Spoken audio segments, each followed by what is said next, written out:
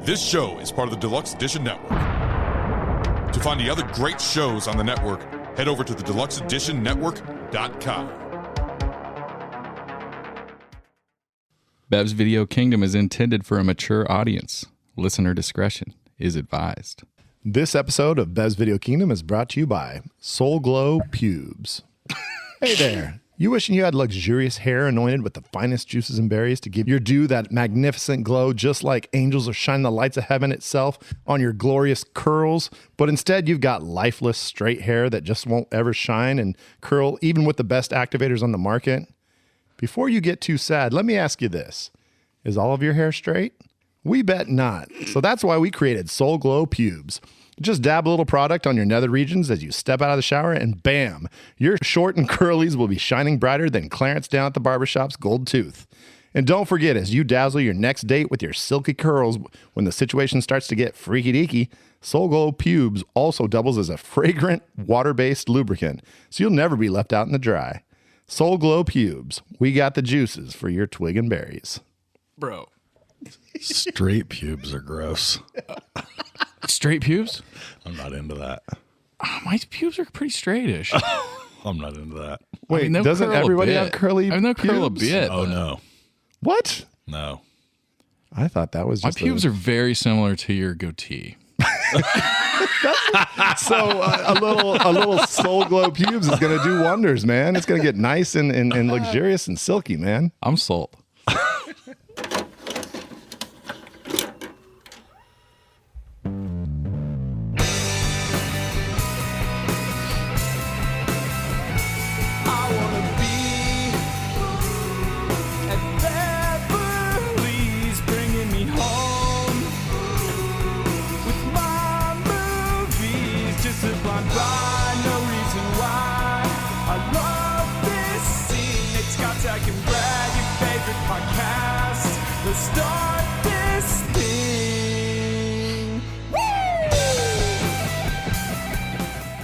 BVK IPA. Oh my gosh. We're going to talk about that a little bit later, folks, but this is the Bev's Video Kingdom podcast, and we're not going to just start talking about beer. We'll get to that a little bit later, but if you have not tried the BVK IPA yet, get to Last Call Brewing. Order yourself a couple, take home a couple 4-packs. It's going quickly. Trust me, you want to taste this brew. All right, what is up, folks? We are all together here at Bosco's Cantina. How you doing, Scotch? I'm doing very well. How are you doing, Brad? I'm doing terrific. How you doing, Zach? I'm good. I'm doing great. All right. Nathan? This is fucking weird. This doesn't seem very natural and super how we do it every time. Nate, how you doing today on this fine Wednesday? You guys, if we start doing the John Tesh thing again, I'm leaving. I'm going to dress up as John guys. Tesh this Halloween. Oh, man. I can't wait for that.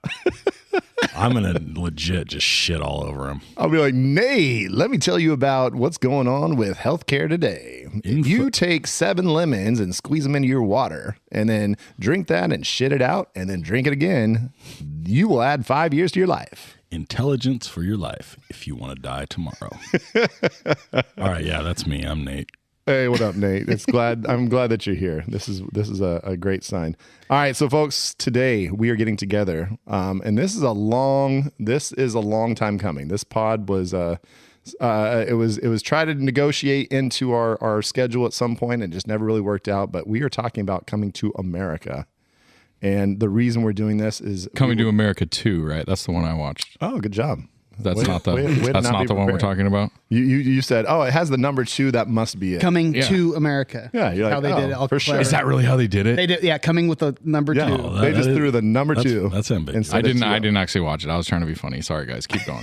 But yeah, so this was we had our first ever BVK contest winner chose this movie for us to discuss, and that's what we did. We watched this, and I've seen this before, but I was wondering about some of my fellow hosts.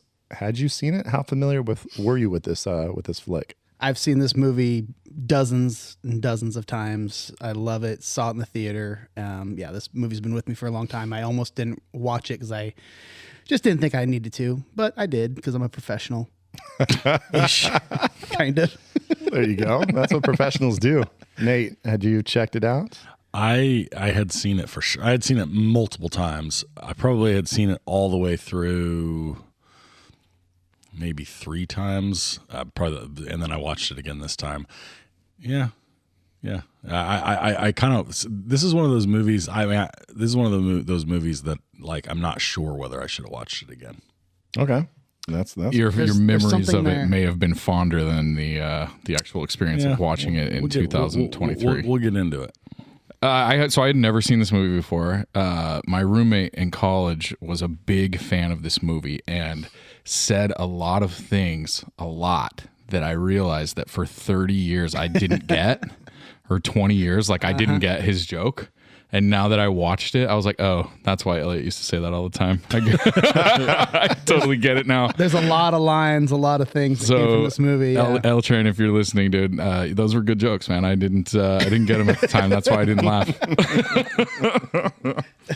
I'll say I was late to this movie too. I know for sure I did not watch it like growing up. It wasn't the comedies that got into my wheelhouse, and so I was late to the party too. But this was the second time I'd watched it full way through. So So it's weird. Like it was a weird experience watching it. There's not so there's the beginning scene where it's like drone footage, but there was no drones.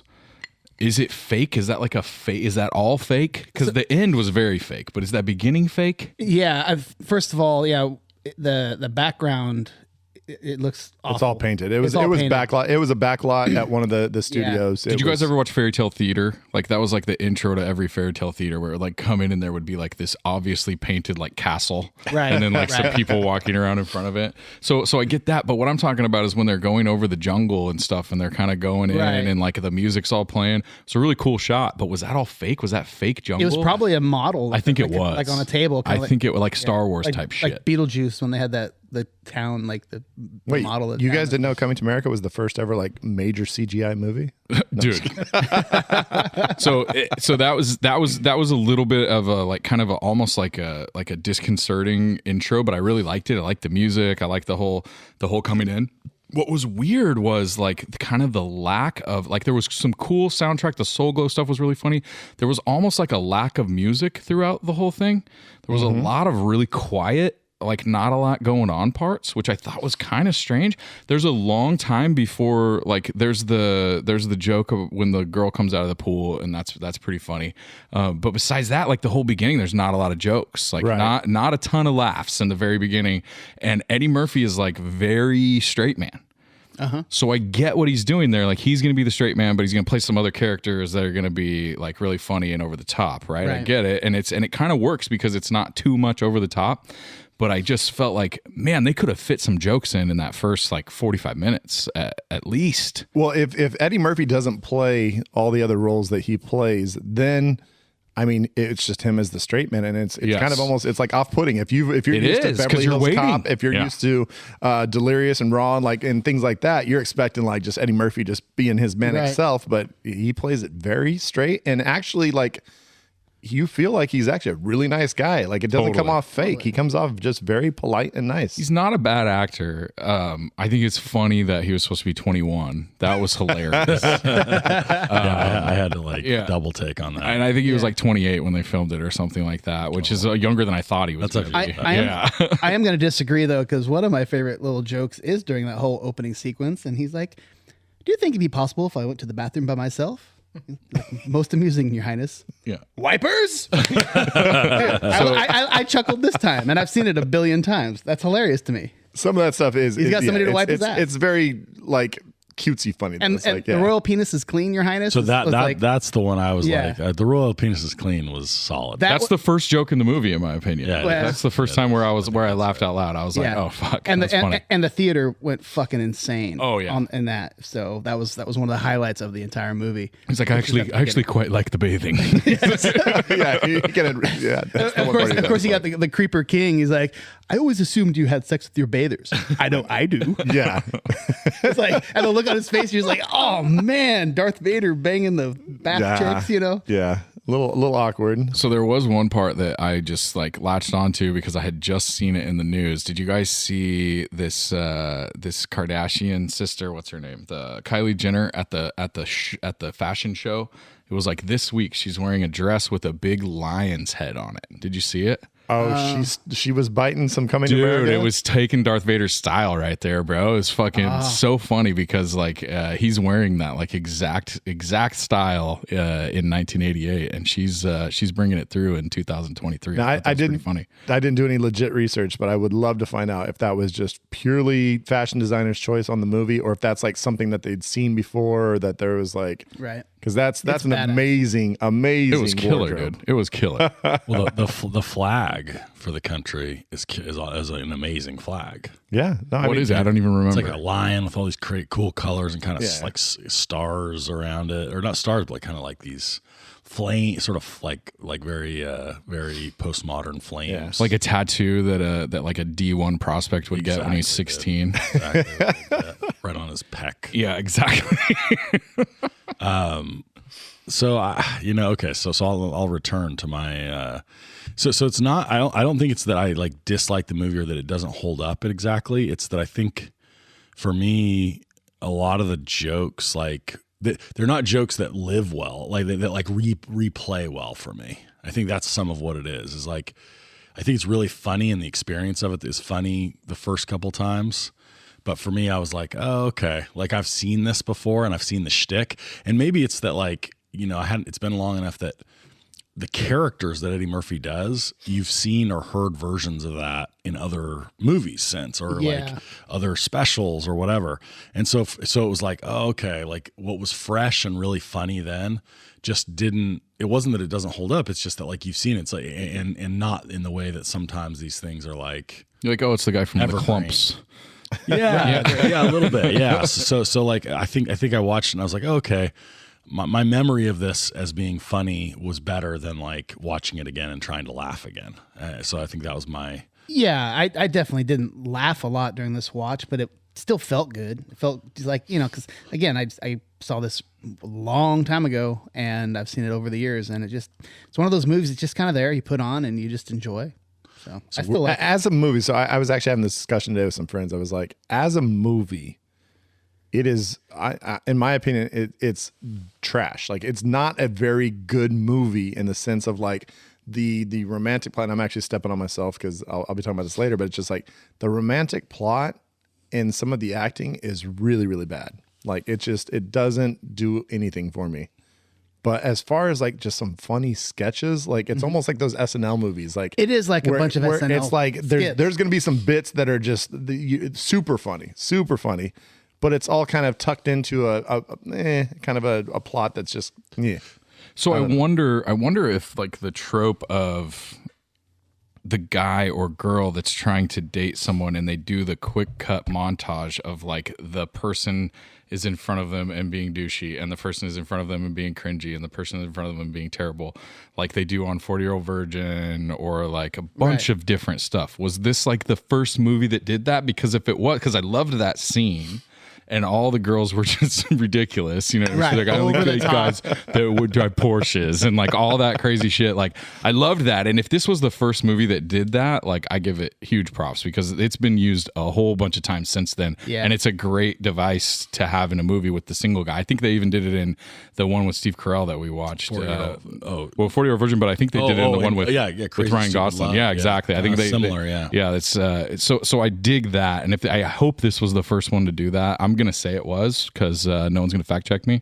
There you go. Yeah, so props to Eddie Murphy for that. Trendsetting. The girl that says I was Joan of Arc in a former life, and she just said that lighter straight up the hand. So weirdly, so here's my weirdest take. I actually really liked the philosophical underpinning of the movie. So like what I saw this time was like something that I think is a little unique in this genre. So there's a ton of fish out of water movies, Right.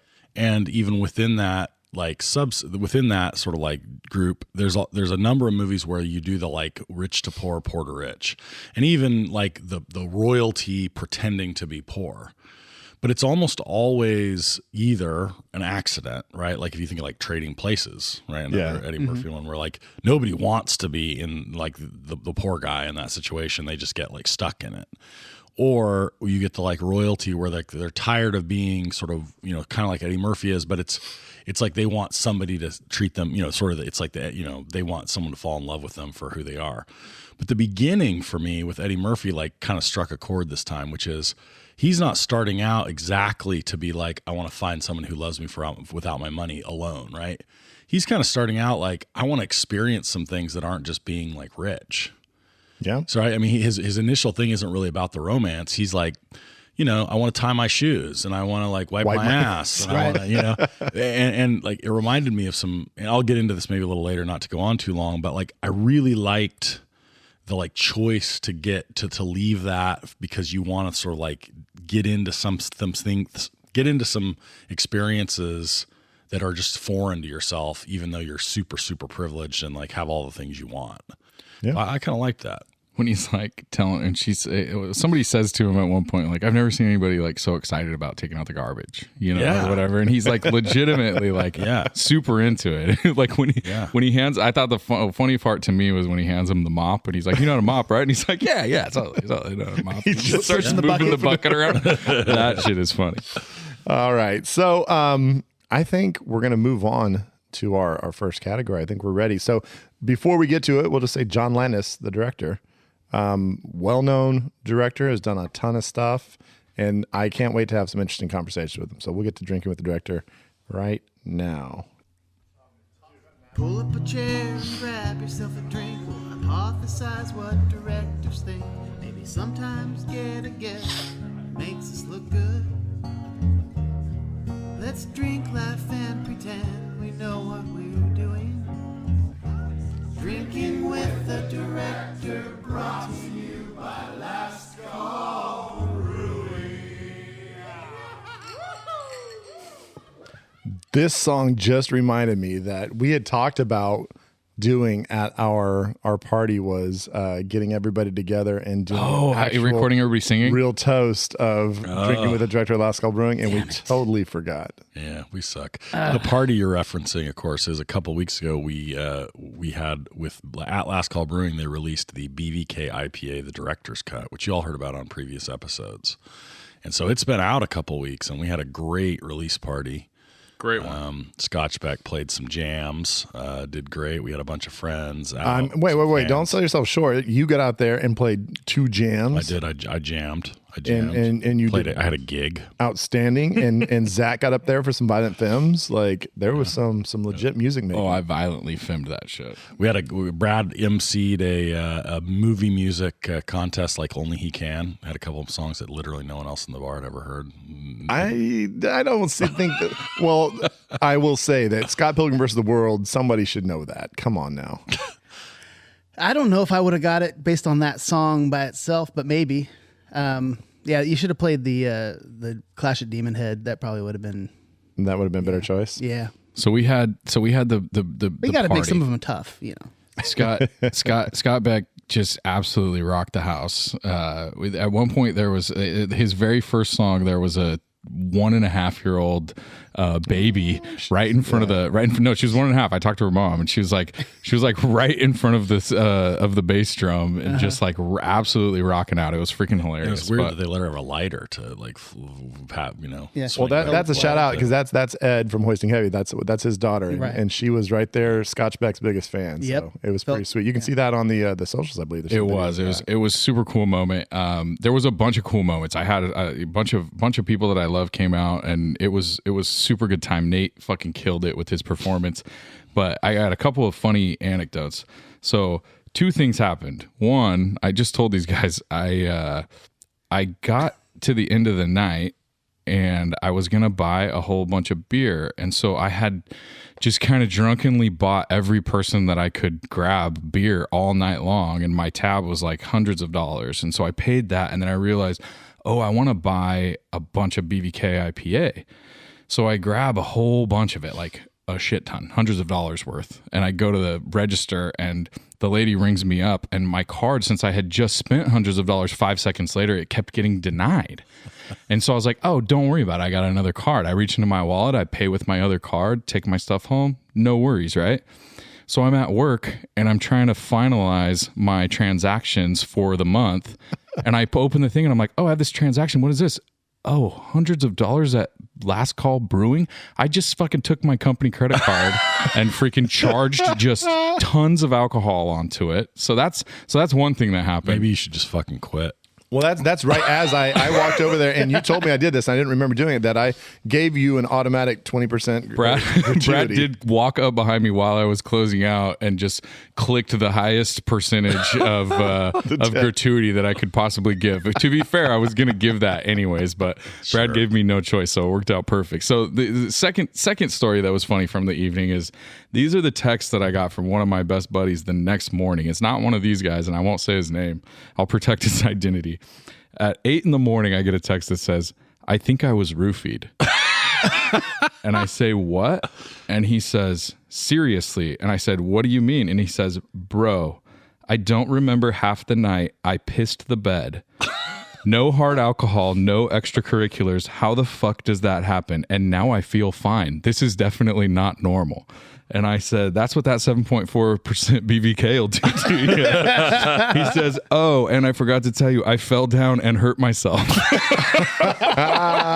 So drink carefully. So be careful with the BVK IPA, fellas. I heard some similar stories from some of my friends that showed up, and yeah, they were asking like, what did you put in the beer? Like, how did we get that drunk? I'm like, if you're not used to drinking a 7.4% beer and you decide to have 4 in one night, or 7 or 10 or whatever. But it's a 7.4, but it does not taste like it at all. It's so smooth and refreshing. Drinking it like water. My brother left his credit card there, and so I had to pick up my brother's credit card and then tip 25% on it, just because that's a tax you got to pay when you leave your credit card, for sure. And I'm pretty sure, Zach, I think when we were texting the next day, because we were all talking about how great the night was, I'm pretty sure you said I was so fucked up like 3 or 4 times. I was. And I was just like, I was still drunk when I was texting you guys the next morning while I was laying in bed.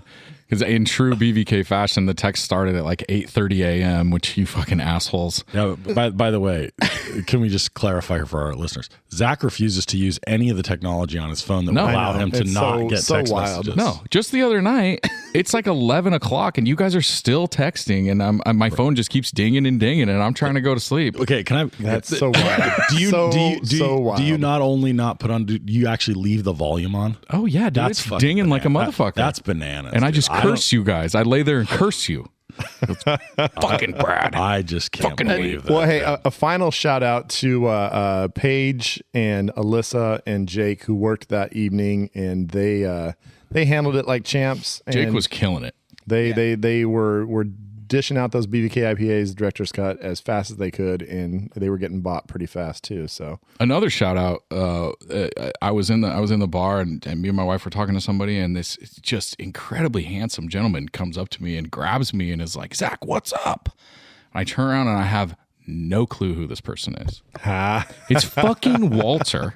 Has trimmed his beard and gotten a haircut, and I'm like, Walter, what? You look so handsome, bro. And he was like, thanks, I think. And it was like, dude, I didn't even recognize the guy. Did Walter make an appearance at He was there early. At the very beginning when we first got there, dude. He looked like a different person. You probably didn't even recognize him. No. He shaved his beard about a week or so before that. Yeah, dude. I will say the first time that he started walking up to the last call when I saw him and he had his beard, I was like, who's that? Exactly. Oh, that's Walter. You're like, who's that handsome man? Oh, it's Walter. It's fucking crazy. I thought you were going in one other different direction, because we also did get to meet one of our favorite people on the socials. Is we got to finally meet King of the Hoisters himself, Hank Postma, and shout out to Hank. Check out King of the Hoisters on Instagram. I found out that night that he has like quadruple the followers on Instagram that we do. Oh, I'm sure. And he's never posted anything except for a picture of his hand holding a beer. Right. Yeah. And he's like another really handsome dude that doesn't have any pictures of himself on Instagram and has thousands of followers. Like, what is happening? He's also like 7'4". Yeah, he's really tall. He's got a bunch of hair. I was pissed about it. I know. We had multiple He's people. a good-looking dude.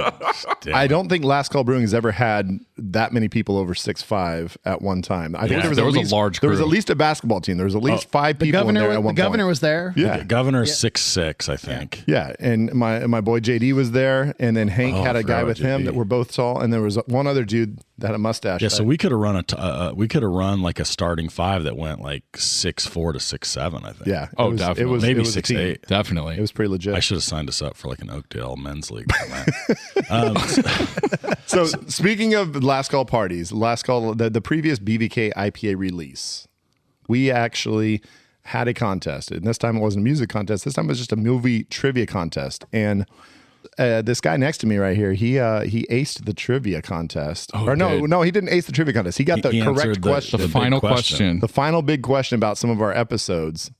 There's definitely some controversy of how much assistance he might have got from my wife, but Interesting. I'll let him Cheater. defend himself on this episode. But Greg, my buddy, you are here to talk about coming to America with us. Welcome to the pod after a whole long year of waiting. Thanks, fellas. And so and this is the movie that you chose because we said you can come on the episode and pick whatever movie you want, and this is the movie that you picked. So what is it about this movie that made you pick it as one to tell? Oh, this is just childhood right here. I mean, this is one of those comedies that just bring it all together. I mean, hearing your guys' comments in the beginning, I mean, at the time, this content really wasn't out there. I think a lot of the SNL cast members, when they come out, they do their thing and kind of maintain characters. And this was different for him, but you saw the multiple characters that he would play and Right, because this was the first of those Right. where he did the makeup and different characters. Yeah, because I think his previous movies were he did The Golden Child, Beverly Hills Cop, 48 Hours. Those are pretty much Right. straightforward type roles for him, where he can play his New York himself. With this, he's playing an African prince, and then he can just run around with his imagination. So, I mean, I wasn't able to see it in the movies, so I had to wait. Back in those days, you had to wait a year for it to You had to actually wait be so released. long for movies to come out on For video. sure. VHS. It was crazy how long they made you wait back in the day. Oh yeah. So my mom, she would talk about it. Oh, this is so funny, and then I'm like, I want to see this. And so when it finally released, I think at the time I was 10 years old. So, not to age myself, but And your mom was like, "Let's watch this." no, I actually Did you have to sneak it? No, I mean at those days you had to find like a bootleg copy. Oh, or yeah, go to okay. a friend's house. So that was Go to your friend's house whose parents let him watch boobies. Yeah. You always had that friend. You always knew There's who always that that friend friend. was, For right? sure, Because dude. my that wasn't my house. I had to sneak around, pop in Basic Instinct and get to the good parts quick. Oh, hey, that's the thing. My parents, if there was boobs, it's like hell no. But if there was just a bunch of killing and graphic violence, They were like, "Brad, come in check it here. out. We got need this." you to see this." See that? Come on, you're a real man. I'm exactly that. See, we have some different. I think around the table, there's some those of us that have kids have different views on this. So like I'm very much like, yeah, you want to see some boobs, go ahead. But I'm not gonna. I'm less likely to show you the violence. I think that's not. Is that your take? What's So your, I have the opposite take. Like there's, I mean, definitely like we've watched some pretty racy stuff with my kids, but I mean, I guess I'm more old school Ren Franca in the fact that I like, I definitely let my boys watch more violence than sexual content for sure. Yeah. It's, I don't know. They both have iPhones now, so I figure they're just seeing all that shit anyways. You know what I mean? I can only put so many parental Bro, locks on the just- goddamn thing. they're seeing all the boobies too. Just FYI. Yeah, I know. What about you? Or Brad, are you? What's your? I'm not sure I know exactly. I'm kind of like in between. Like if there's something that's really like super sexual, I might stay away from it. But I also like don't like the super violent movies either. So like the R-rated movies I watched with like my kids have been usually tamer. Bro, you let your kids watch freaking Order 66 or whatever the fuck that is. Like where they just murder a lightsaber bunch of bunch of kids. toddlers. Yeah, dude. Like what's happening right now? Yeah, that's the Star Wars universe. Shit goes down. If it's Disney, it's okay. Yeah.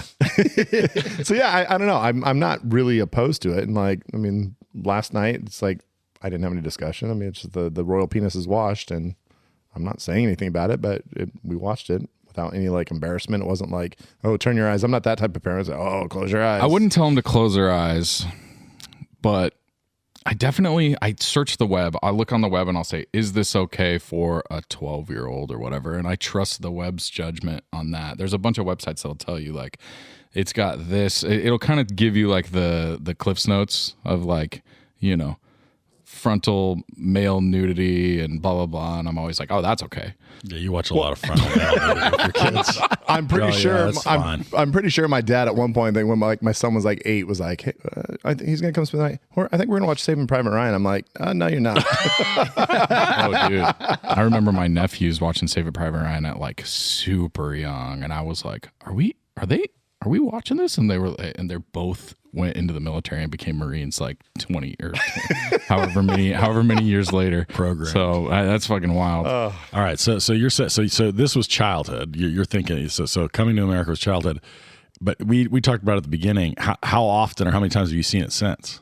Oh goodness, I mean, if I had to put a count on it, maybe about 40 times. Oh damn. Okay. I mean, so this is a real I mean, rewatcher. For back you. in those days, the show is based on it. You just binge watch on the same movie again, right? yeah, If it, yeah. you know, I can go through the list of, you know, and back in the day when you had a dub of a movie, you would have like 3 movies on one tape. Exactly. Yeah. The old 6-hour tapes. Yep. So you'd have like Man with One Red Shoe and Big, and then you'd have Coming to America, and you just loop them, right? Run through them, yeah. You know, so. And by the way, I have three daughters, and they haven't seen the movie yet. So that's what I was going to ask Okay. you. Like, How- how what's the old are age your range? daughters? Yeah. So 12, 11, and 8. Okay, so your kids are almost the exact same age as And my I don't know kids. really why. I mean, it seems like back in our day, we were exposed to everything. It just happened. Yeah. Or, you know, I mean, in the beginning, like Eddie Murphy's character is like pretty chivalrous and pretty awesome, like as far as his treatment of like the female characters. But like in the beginning of it, like the female characters are not portrayed super like glamorously. So I can see how maybe you might have your kids wait until they're going to fully understand what's happening for sure. I think one of my daughters who loves The Housewives is going to spot Garcelle Bouveau. You know, Is she on like Atlanta Housewives or something? No, she's Beverly Hills. Really? Yeah. Oh my god. Yeah. So she's hold on a second. Is that one? I don't know. You know, I- no. She is in there. She's one of the bathers. Oh, she's one of the bathers. No, Gotcha. she's one of the Rose Petal girls. Rose Petal Girl. Yeah. Well, I that's the think she's bathers in too, the though. Bathers. Well, Garcelle Bavo is the Rose. She's the main character, the main love interest. Oh my god. No. She's No. the. Oh, you're right. Yeah. She's the Rose, Rose Bearer. Bearer, yeah. Okay. What I was don't think the- she was a bather. No? No. Okay. I like how you guys really have this shit sorted out. I'm like, did they were those distinctions pretty critical here? Yeah. I really like. Yeah, okay. I'm seeing the bathers are separate from the Rose Bearers. So I'm seeing 3. I did notice in the credits, though, that one of the Rose Bearers' her name is Feather. Like Right. there's no last name. It's just her name is Feather. Nice. Yeah, they say the credits at the end. Hey, I'm not judging. I'm just being amused. Don't mind me. It's important shit, Nate. By the way, are we drinking with the director? I believe we are drinking with the director, and that is sponsored by Last Call Brewing, as was stated. And I'm looking around the table, and aside from one individual who has a weird drinking problem, everybody's drinking BVK, the director's cut. So let's Here, go here. ahead and cheers to that. Cheers. And Nate's got some. It's actually his whiskey Pepsi is like the same color. Actually, I have there's no whiskey yet. Oh, I'm sorry. Coke and grenadines. Coke Zero and grenadine tonight. Okay, it's like the same color as the maroon can that we have. So it's I got. did that on purpose. You're welcome. Look at that. Yeah, this fucking label is amazing. It's got the silver coming through. The silver is pretty dope. I must admit. I got to say that Walter's inspiration. Walter does the labels for all Last Call's beers, and he stated that he was looking for that like Criterion collection, like the kind of the steel DVD case that like you would get on those very very special editions. That's what he was going for, and yeah, it's pretty damn superb. Bravo, dude. Looks like it's wrapped in leather. Ooh, fine leather. Fine Leather leather. bound books. Smells of rich mahogany. I will say the beer does not smell like rich mahogany. It's got some nice little floral fruit flavors, and it's delicious. So get some of that at Last Call Brewing. I will just share really quick. This has nothing to do with anything, but I'm looking at Scott's like awesome decor around the cantina, and he's got all these like cool posters and like different stuff framed. And I went super dork style yesterday because I'm setting up my home office, and I bought 13 frames and 13 movie posters from like 13 like favorite movies. Dude, I'm pretty psyched about And I'm that. going to set them all up in my office. And I told my wife, I go, guess what I did today? She's like, what? I said, I bought 13 frames and 13 movies. She's like, 13? That's way too many. Like, how much wall space do you think you have? I was going to like, ask, how big is your fucking office? We're just going to cover the walls, dude. It's going to just be number. fucking covered. They're small. They're 11 inches by 17 inches. Yeah. They're like the mini okay. movie posters, but I'm freaking stoked on it, you guys. I got to be honest. I'm real jealous right now. If you go onto eBay, it's it's the Hardy. eBay, yeah. If you go onto eBay and you go and you search for 11 by 17 movie posters, there's this one dude on there that has every movie that you could ever think of, music Strange Brew? artists. I mean, dude, they probably have Strange Brew. I scrolled past it so fast though. I was like, no. Damn it. But they have everything, and they have buy two get one free, and each poster is like $8. So like I got 13 posters for like, I don't know how to do the math, but not very much money. Tell me you got frailty. I didn't get frailty. God, but now damn on, it. dude. Now I'm Come on. upset. That would have been my favorite inside joke. You have I a did get poster the- of frailty back there. I did Good get conversation starter. The Mexican version of Forgetting Sarah Marshall, because they did not have the English version. Okay. And so it says Forgetting Sarah Marshall in Spanish on it, and it's got the poster of it. I was How do pretty you say stoked Sarah about that. Marshall in Spanish? It said something about Novia or something like that. It's like Forgetting My Girlfriend is what the name That's of it hilarious. is in Spanish. Anyways, all right, back so from my tangent. Drinking with the director, we've got John Landis, who was the director of this movie. And John Landis could do no wrong in the late 70s into the early 80s. I mean, he goes from the Kentucky Fried Movie to Animal House to Blues Brothers to Trading Places. And then he does the Twilight Zone movie. And this is where shit kind of goes sideways. Right. But at that same time, he also directs Michael Jackson's Thriller, which is still considered to this day the best music video of all time. I remember like the Thriller video was sold as a VHS. Yeah. Because they had like The whole behind the scenes making of it. And then they had Yep. like this whole big production. And so it's like the whole thing was like maybe, 40 minutes long, but you paid like a regular VHS price like for the Michael 30 Jackson bucks or Thriller. whatever. Yeah. But yeah, so he does all these great things. But when he gets to the Twilight Zone movie, there's a scene in that movie where a helicopter is dropping off Vic Morrow and these two little girls that he's holding in his arms, and the helicopter crashed on top of him, killed all three. Yeah. And so he goes to trial for this. And so interestingly enough, when Eddie Murphy, who wrote the story for Coming to America, he said he specifically wanted John Landis as the director because he was like, I know he's had some bombs in the 80s. Well, they worked together on Trading Places. Right. And so he's like, Yeah. he's had some bad shit going down lately, and he had the trial. He's like, I want him to direct this movie. And he kind of had to convince the studio to hire him. But then on the set, they actually kind of get into some beef. I have Oh, Possibly really? a fist fight. I have No shit. So I have some quotes. It's really interesting. We'll get into this, and this goes right into my first question, really. So the quote that's from John Landis was, okay, this is John Landis talking. The guy on Trading Places was young and full of energy, and curious and funny, and fresh and great. Probably like 23 years old at that time. The guy on Coming to America was the pig of the world. Oh wow. But I still think he's wonderful in the movie. Okay, so that's what he Called said. him a pig? Pig of the world. So obviously, You meant it fondly, though. right? Like Wilbur. Well, this is also, as we know from the Chappelle show, this is also the time when Eddie Murphy's hanging out. He's got Charlie Murphy with them, and they're going to hang out with Rick James Right. and like all the clubs and So and he's just kinda, he's top been of the doing world. all that stuff. Yeah. So then Eddie's response to that, I don't know if it's a direct response, but he said, "We had a tussling confrontation. Oh, this is a great quote. We didn't come to blows. Personalities didn't mesh. He directed me in Trading Places when I was just starting out as a kid, but he was still treating me like a kid 5 years later during Coming to America. And I hired him to direct the movie.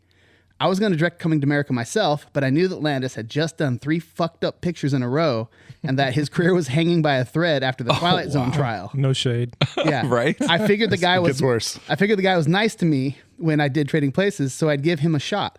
I was going out of my way to help this guy, and he fucked me over. Now he's got a hit picture on his resume, a movie that made over $200 million, as opposed to him coming off a couple of fucked up movies, which is where I'd rather see him be right now. Oh, So what's insane is a few years later they work together again, He gets him back for Beverly Hills Cop 3. which we all know how that ended up. Well, yeah. That movie's horrible too. So the interesting thing though is that the movies he calls shit are Three Amigos and Spies Like Us. This was my Hard Oh my hard goodness. pass on Yeah. that. So there was one called Into the Night, which was a flop. It had Jeff Goldblum and Michelle Pfeiffer, maybe. I never saw it. So that was a flop for sure. But yeah, Spies Like Us was a box office success. You know, it wasn't as huge as I remember it. I remember loving It's that a movie. great movie, though. But I love it. It's great. And then fucking Three Amigos actually didn't blow up in the Yeah, it wasn't theater. huge in the It wasn't theater. huge. It was successful, but, it was then like a cult classic cult for classic. sure. Oh, yeah. But to call those like three shitty movies, Yeah, just kinda wild. did not make sense. So there would be, if we had John Landis here, it'd be very interesting to ask him a lot of these questions about, holy shit, like how's your relationship now? Like, is it fixed? Is it great? Is it I'd bad? be like, fuck Eddie Murphy.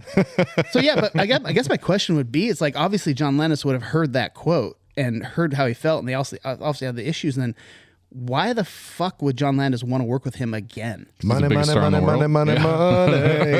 money. I guess. I mean, those are all box office, not hits, but I mean, big support. Late 80s, early 90s, I don't think you get a bigger star than Eddie Murphy to be Yeah. in your movie, dude. Yeah. I mean, I think that's huge. But I just don't know why either one of them would want to work together again. And But I mean, is part of it like, I guess my reaction to this is partly like people are so generally tight-lipped and careful now, like that you don't see that kind of like raw shit in them, where they're talking that. But I mean, like people talk that shit and they get over it. You know what I mean? Saying like it's possible that it feels way more dramatic, way more like insurmountable because we're seeing it publicly. But probably people get past like being fucking pissed. I mean, they're just fucking pissed at each other, right? Like there's a Dude, major how beef and two awesome guys that would it say be? fuck a lot. Yeah, how awesome would it be if like Scorsese was like, that fucking DiCaprio's a fucking cunt. You know what I mean? just getting like real hardcore with it. He's like, he's great in my movies, but that little asshole. I fucking hate him. You should see him. Thinks he's fucking Jack Nicholson. Fuck that guy. So there was one other controversy with the movie, which is Eddie Murphy's story. So this comes from an Eddie Murphy story. Paramount had attached John Landis and Eddie Murphy to a movie that some other guy had written that was where he was going to be like a despot, like basically like kind of like this like ruthless leader that ends up coming to the United States. So it was a prince or a king coming to the United States, but it was going to be like he was going to be like an asshole type thing. okay. So then Eddie Murphy, that all falls through. He writes his story, which is obviously similar, I guess you could say. That dude sues, and they end up settling with Paramount. Like the dude gets paid like six figures for basically having a movie similar to this. Right. So, but Eddie Murphy does the story, and then I would ask Landis is like how much of it was, because I mean they had a couple screenwriters finalize the story, the script or whatever. How much of it was ad lib? I mean, I gotta assume like the barbershop stuff, a lot of ad lib, and just letting Eddie Murphy just like, hey, Arsenio, Eddie, do your things. Like A lot of the characters were for sure ad libs. You have to think, right? They probably did a bunch of takes and they were just like trying to be funny, and it probably they kept the stuff that worked, right? But I think the straight man stuff was like very obviously written. Yeah. Oh yeah. Yeah, improv. I mean, SNL is a lot of improv. For sure. When Eddie has the main hair the main Clarence, the main dude at the barbershop, when he, fuck you, fuck you, fuck you. Who's next? It's just so great. But it's funny because like in one of those fuck yous, he kind of loses his character. It's like it sounds like Eddie Murphy all of a sudden. So he kind of it's almost like John Malkovich like losing his Russian accent in Rounders for like one line. You bite your You tongue. tricked me. Like he turns into John Malkovich for one line. Who else got questions? What else are we asking about? If we got John Landis here in the studio with us. I mean, so it's interesting, right? Like the casting of the people in the movie. So like there's a weird thing that happens. I just think that it's like it seems like a conscious decision on either the director or the casting director, or whoever it is, part to kind of make that delineation between this lovable character who has very light skin and the characters that are either like bad or not as lovable to be very dark skinned. Is that a thing, or and mostly for female parts? This does not happen in the male parts, which is weird to me. I'm going to just look at it back in that time. So what is this, 32 years ago? Yeah. Dude, that's so long ago. Right. And 34, 88. 34? Yeah. Well, Eddie has a type. And I think that he definitely, okay. I mean, and we're talking about Coming to America, but if you can name his co-host, his love interest. His co-stars, right. His co-stars have always been light-skinned black girls. Interesting. So I can go down the list, right? So, you have, and I forget what her name is because I don't think she acted too much. I think she did a video afterwards. Sherry Headley, I believe her name is. I don't think she did any acting after that. We go to Nutty Professor. You had Janet Jackson. Yep. I mean, he's had Jada Pinkett, and Boomerang. He had Robin Givens, and God, he had Halle Berry, right? Yeah. I mean, all these. He's just got a type. And you right? got to think that at this point he's had a lot of power, and he was probably making a lot of those casting choices himself. Oh yeah, I mean, so if Jasmine it's just the girls that Eddie's into, Yeah. I guess that totally makes sense. Then I'm with you. But I do think that, I mean, this is something that you hear. I mean, I'm not black, so I don't pretend to speak like for the particularly intelligently about the cleavages that exist within the black community. Mm-hmm. But you definitely hear this from the outside. Like, you see this occasionally like levied as a criticism of Hollywood, right? That there's a lot of times the like focus when black actors over the years, and especially I think black female actors, have been focused on and highlighted and like trotted, like cast as being the most beautiful characters, they often are lighter skinned black women. Right. And, or at least that's the allegation, I think, from within the black community. And I don't know if it's necessarily, I guess it's unclear or probably a little ambiguous as to whether that's being, that criticism is being levied at like white Hollywood, or if it's even being directed at other black, producers and directors and other people that are making casting choices in Hollywood. But I mean, this is certainly something that would have happened then where there probably wouldn't have been a lot of conversation about it, right? Like, there wasn't a lot of criticism going on. It's probably a conversation that's happened since. And there was no internet or anything back then to cause an uproar. To create the firestorm. Nobody on Twitter being like pissed about it, right? On the other hand, and on this sort of general topic, one of the reactions I had, and I mean, there's a history of, obviously, films, blaxploitation films, for example, that have a lot of black actors in them. Although those are obviously not, films that sort of are thought of very fondly in that way.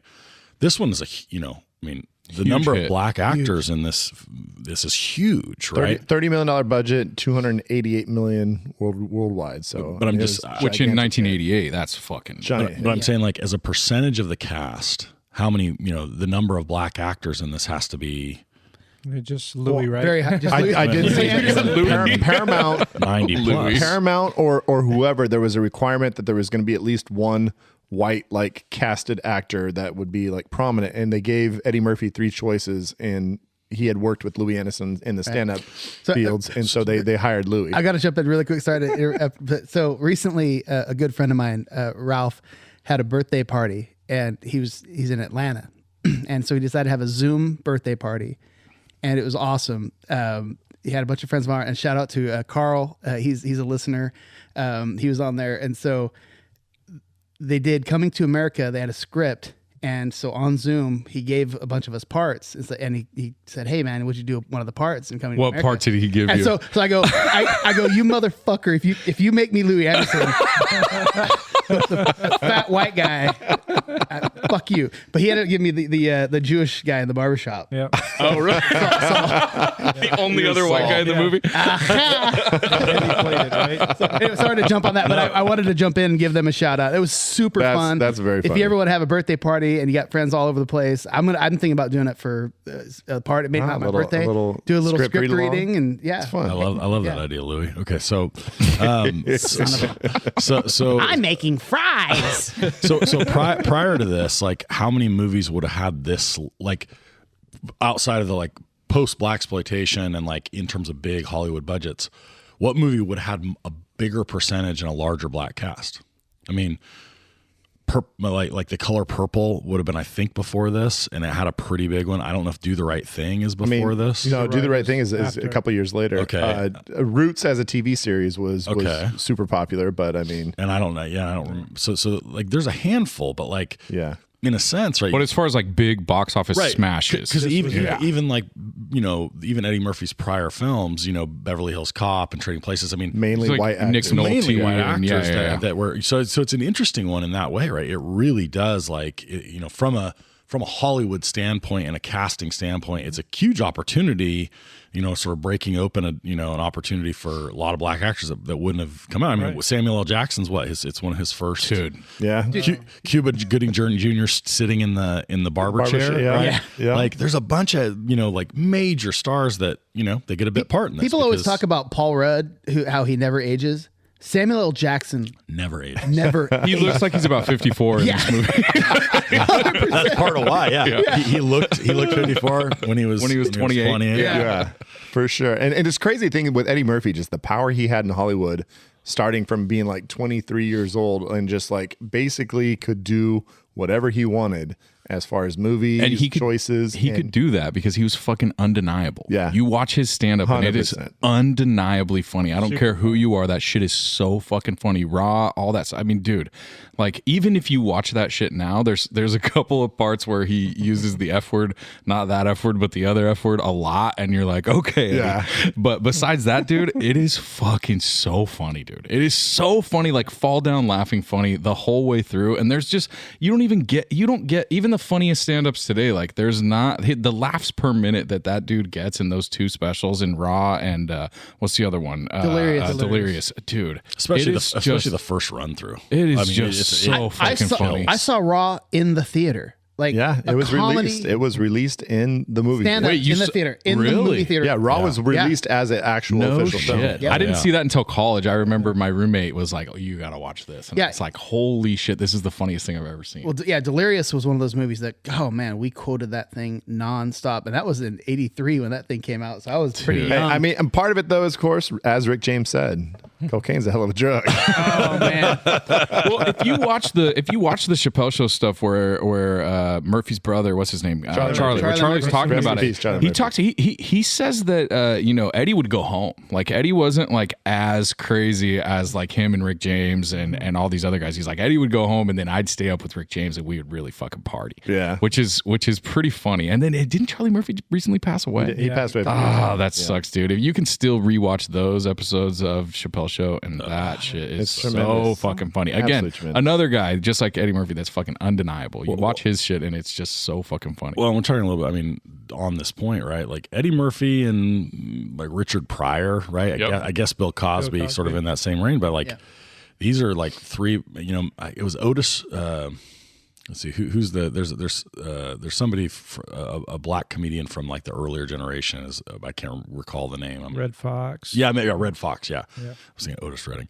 But I mean, of this generation, right? Those three guys, they're just like, if you think about who comes after that, I mean, Chappelle, Chris Rock, there's but it's all the door gets broken open by those guys in the 80s, right? I mean, and Living Color doesn't exist without Eddie Murphy. I mean, the fact that question. like it was like having Wayans. black comedians doing very black specific Jamie comedy. Foxx, Damon Wayans, and all the movies that those guys made. Yeah. I mean, the crossover between the comedy or the open door from the comedy to the movie crews. It's kind of like Michael Jordan. 1,000%. Or Jackie Robinson or whoever you want to pick. Yeah. Where, I mean, Eddie as a comedian, I mean, he's not a bad looking guy too. So he opened. I mean, you look at.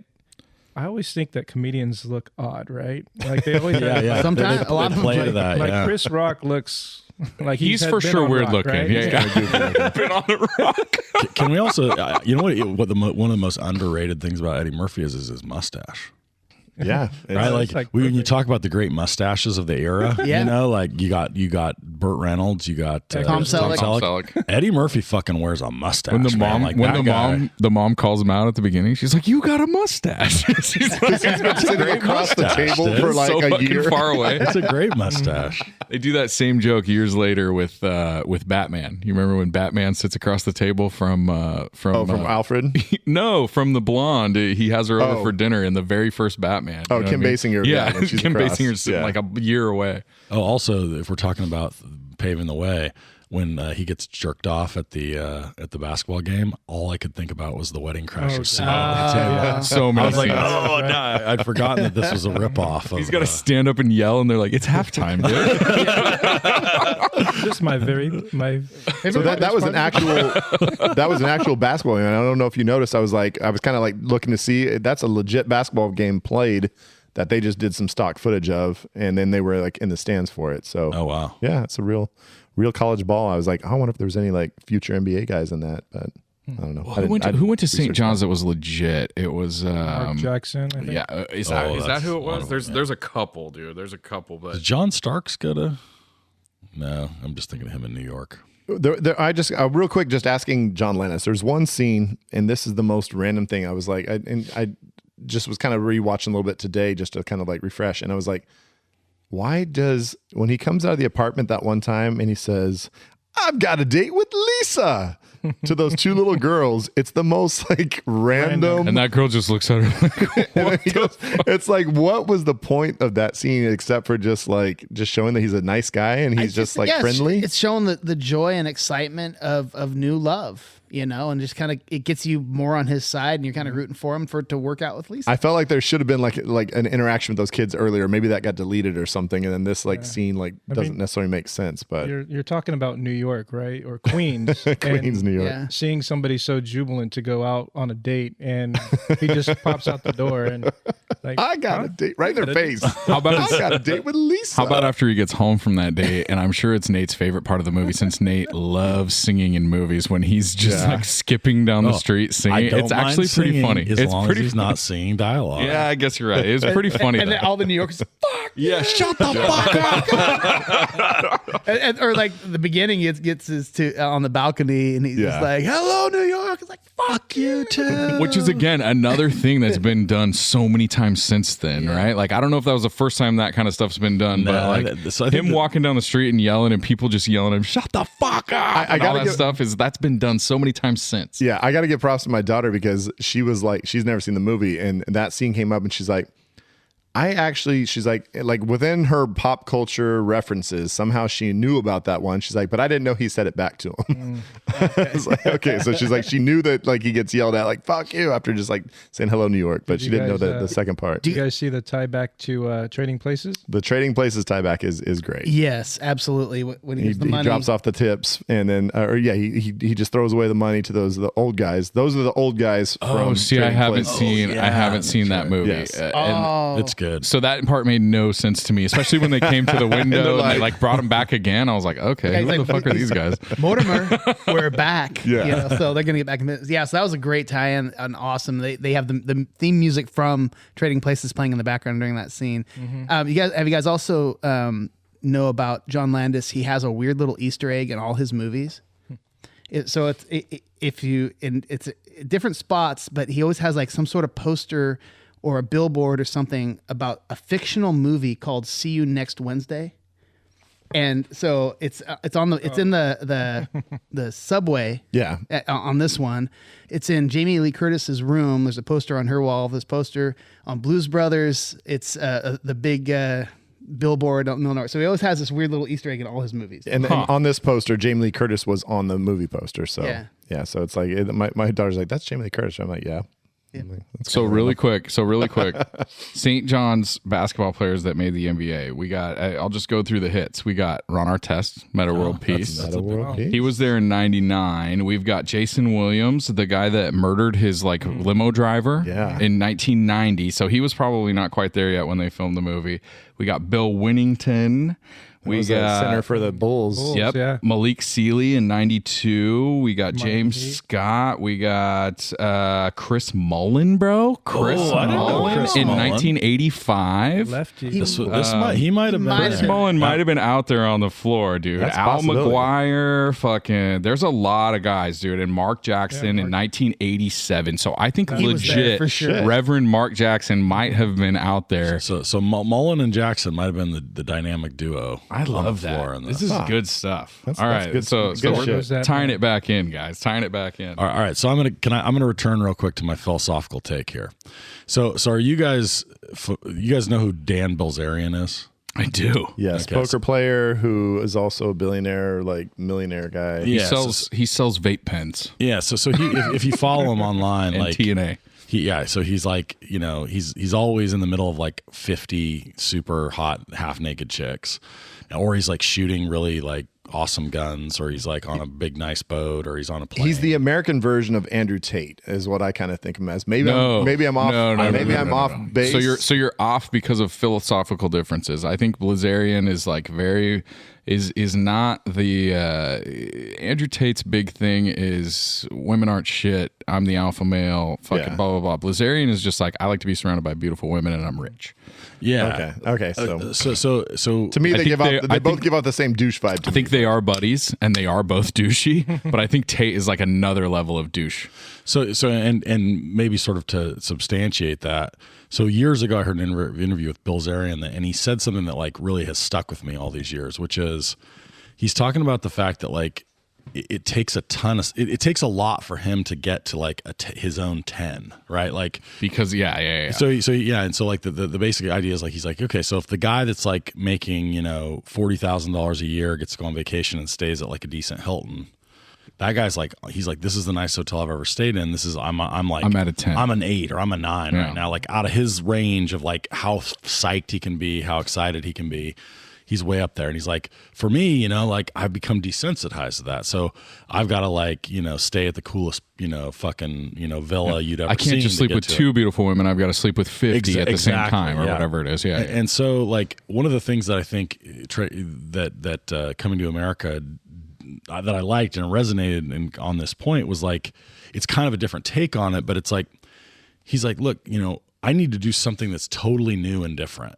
Right. And so it's not exactly this Bilzerian point that he's got to like take it to another level. It's almost the opposite, which he's like, I need to do something that's like totally, completely different than anything I've ever done. And so like for him, mopping the floor, Yeah. tying his shoe, going and living this like poor life is like exciting to him. And in some ways, like I have a little bit of this, like lately I've run into a few, I've had conversations with a few young people that are like, in their early 20s, maybe even late teens, kind of college or just after college age. And they're like, scraping together enough money to like go on that road trip and split a hotel room 4 ways with their friends. And having the greatest fucking time. And I'm like, man, I feel envious sometimes of that. Like, and it is literally the envy of not just like the freedom of that time of life, but also like, there's something exciting about, if you don't have the money to fucking stay in a hotel and then you figure out a way to get the like, $20 you need to split it with your buddies to stay in a shithole. And now all of a sudden you get to go on that road trip and like you have these adventures. Like there's something real like I'm envious of that, like of going back to that time because it's simple and because the excitement you get out of that is so like euphoric and you've never done it before. And so like for me, or like you remember being like 20 and like or 22 or whatever, and you hit like for $200 at the casino, and you're like, exactly, I'm living like a fucking prince, and you're like, I have all the fucking money in the world yes, right dude. now. I had the opposite of that though, because Greg and I, we rolled 6 deep into a hotel room in New Orleans our junior year. Our junior year, the first night I'm there, I had $300 I got out of the ATM machine. I was like, this is my $300 for the weekend. I got so wasted that night that we, another buddy of ours ended up at a casino. And I'm like, you know what? This is my night. This trip is magical. I was like, here we go. That's such a Brad thing. I'm going $100 a hand right now on blackjack. This has been going so well. I go Here we $100 gone, $100 gone, $100 gone. 3 hands in a row, and I just watched. You're telling Nate's story, but like for the low end of it, you're like, I went from a 10 to a 1, but we're talking about going from a 1 to a 10, Brad. Well, no, this $300. I at that point I realized I really have no more money for like the rest of the time, and I'm just like looking at Nick. I'm like, well, what do I do, man? Like, and we're like, we had $6 between us and got some breakfast. Greg's like, yeah, I remember paying for you that whole time. That was fun. But we were 6 deep in a small hotel room, and we would like sleep till noon, and like everybody just started kind of waking up. We'd start telling stories about the night before, about like where people went up, like where they ended up and where they went. And there's nothing better than those trips with 6 dudes in a hotel room. There's always one dude that's gonna get laid, and like there's like 5 dudes just like drunk giggling on the ground while the one dude's like trying to get some on the fucking twin bed. I think the way it went, because we had 2 full-size beds, and then everybody was in aisles between. It was messy. And I remember that trip too, memories, because we all ended up over at Applebee's, and you had no money. I know. You guys. He insisted on going authentic Louisiana. This is a great like story. Food, and he wanted to go solo, but. This is okay. They were going to go to TGI Fridays. They're there. Everybody's hungover. They're like, let's just go get lunch. I actually know this story. TGI Fridays. This is and a good one. I said, I'm in fucking Louisiana. I'm in New Orleans. I'm not going to a TGI Fridays. And these guys, five against 1. They're like, we're going to TGI Fridays. I went off by myself and got like a little shrimp po' boy at some little hole in the wall spot. All by yourself? I rolled by myself. I told one of my funniest early days poor stories at the BVK IPA to your wife and to your brother-in-law, Brad, where I was explaining my complicated historical relationship with strip clubs, and I said that, and I explained that when I was 20, one of my favorite memories is that me and my cousin Jeremy, who's been on a couple of Jeremy's pods, great. So we used to live in this like shithole basement apartment, and neither of us had any money, and I'd go visit him, and we would get like the free newspaper in LA, and we would clip the coupons in the back, $10 off the $20 cover at the strip club, and we would legitimately show up at strip clubs with coupons. Nothing strippers like better than a guy with a coupon. Wow. Like, we'll take you straight to the VIP room, my friend. To be poor again. All right, so this guy shoved a newspaper clipping in my thumb. Put it right here, big boy. Sometimes that newsprint rubs off too. So you got the strippers with like a bunch of black stuff on their crack. It says LA Times on their ass.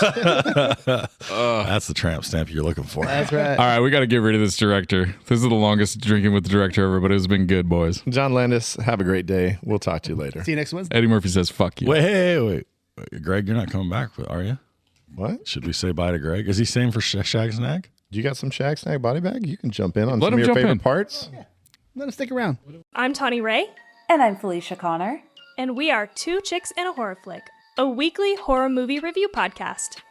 We are 2 horror-addicted best buds sharing our unedited, comical, no bullshit opinions on the horror flicks we love and hate.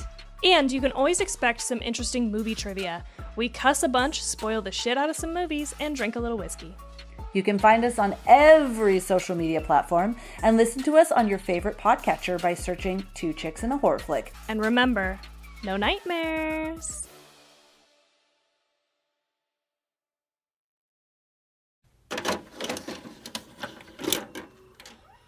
I think we're getting into a little Shag Snag and body bag.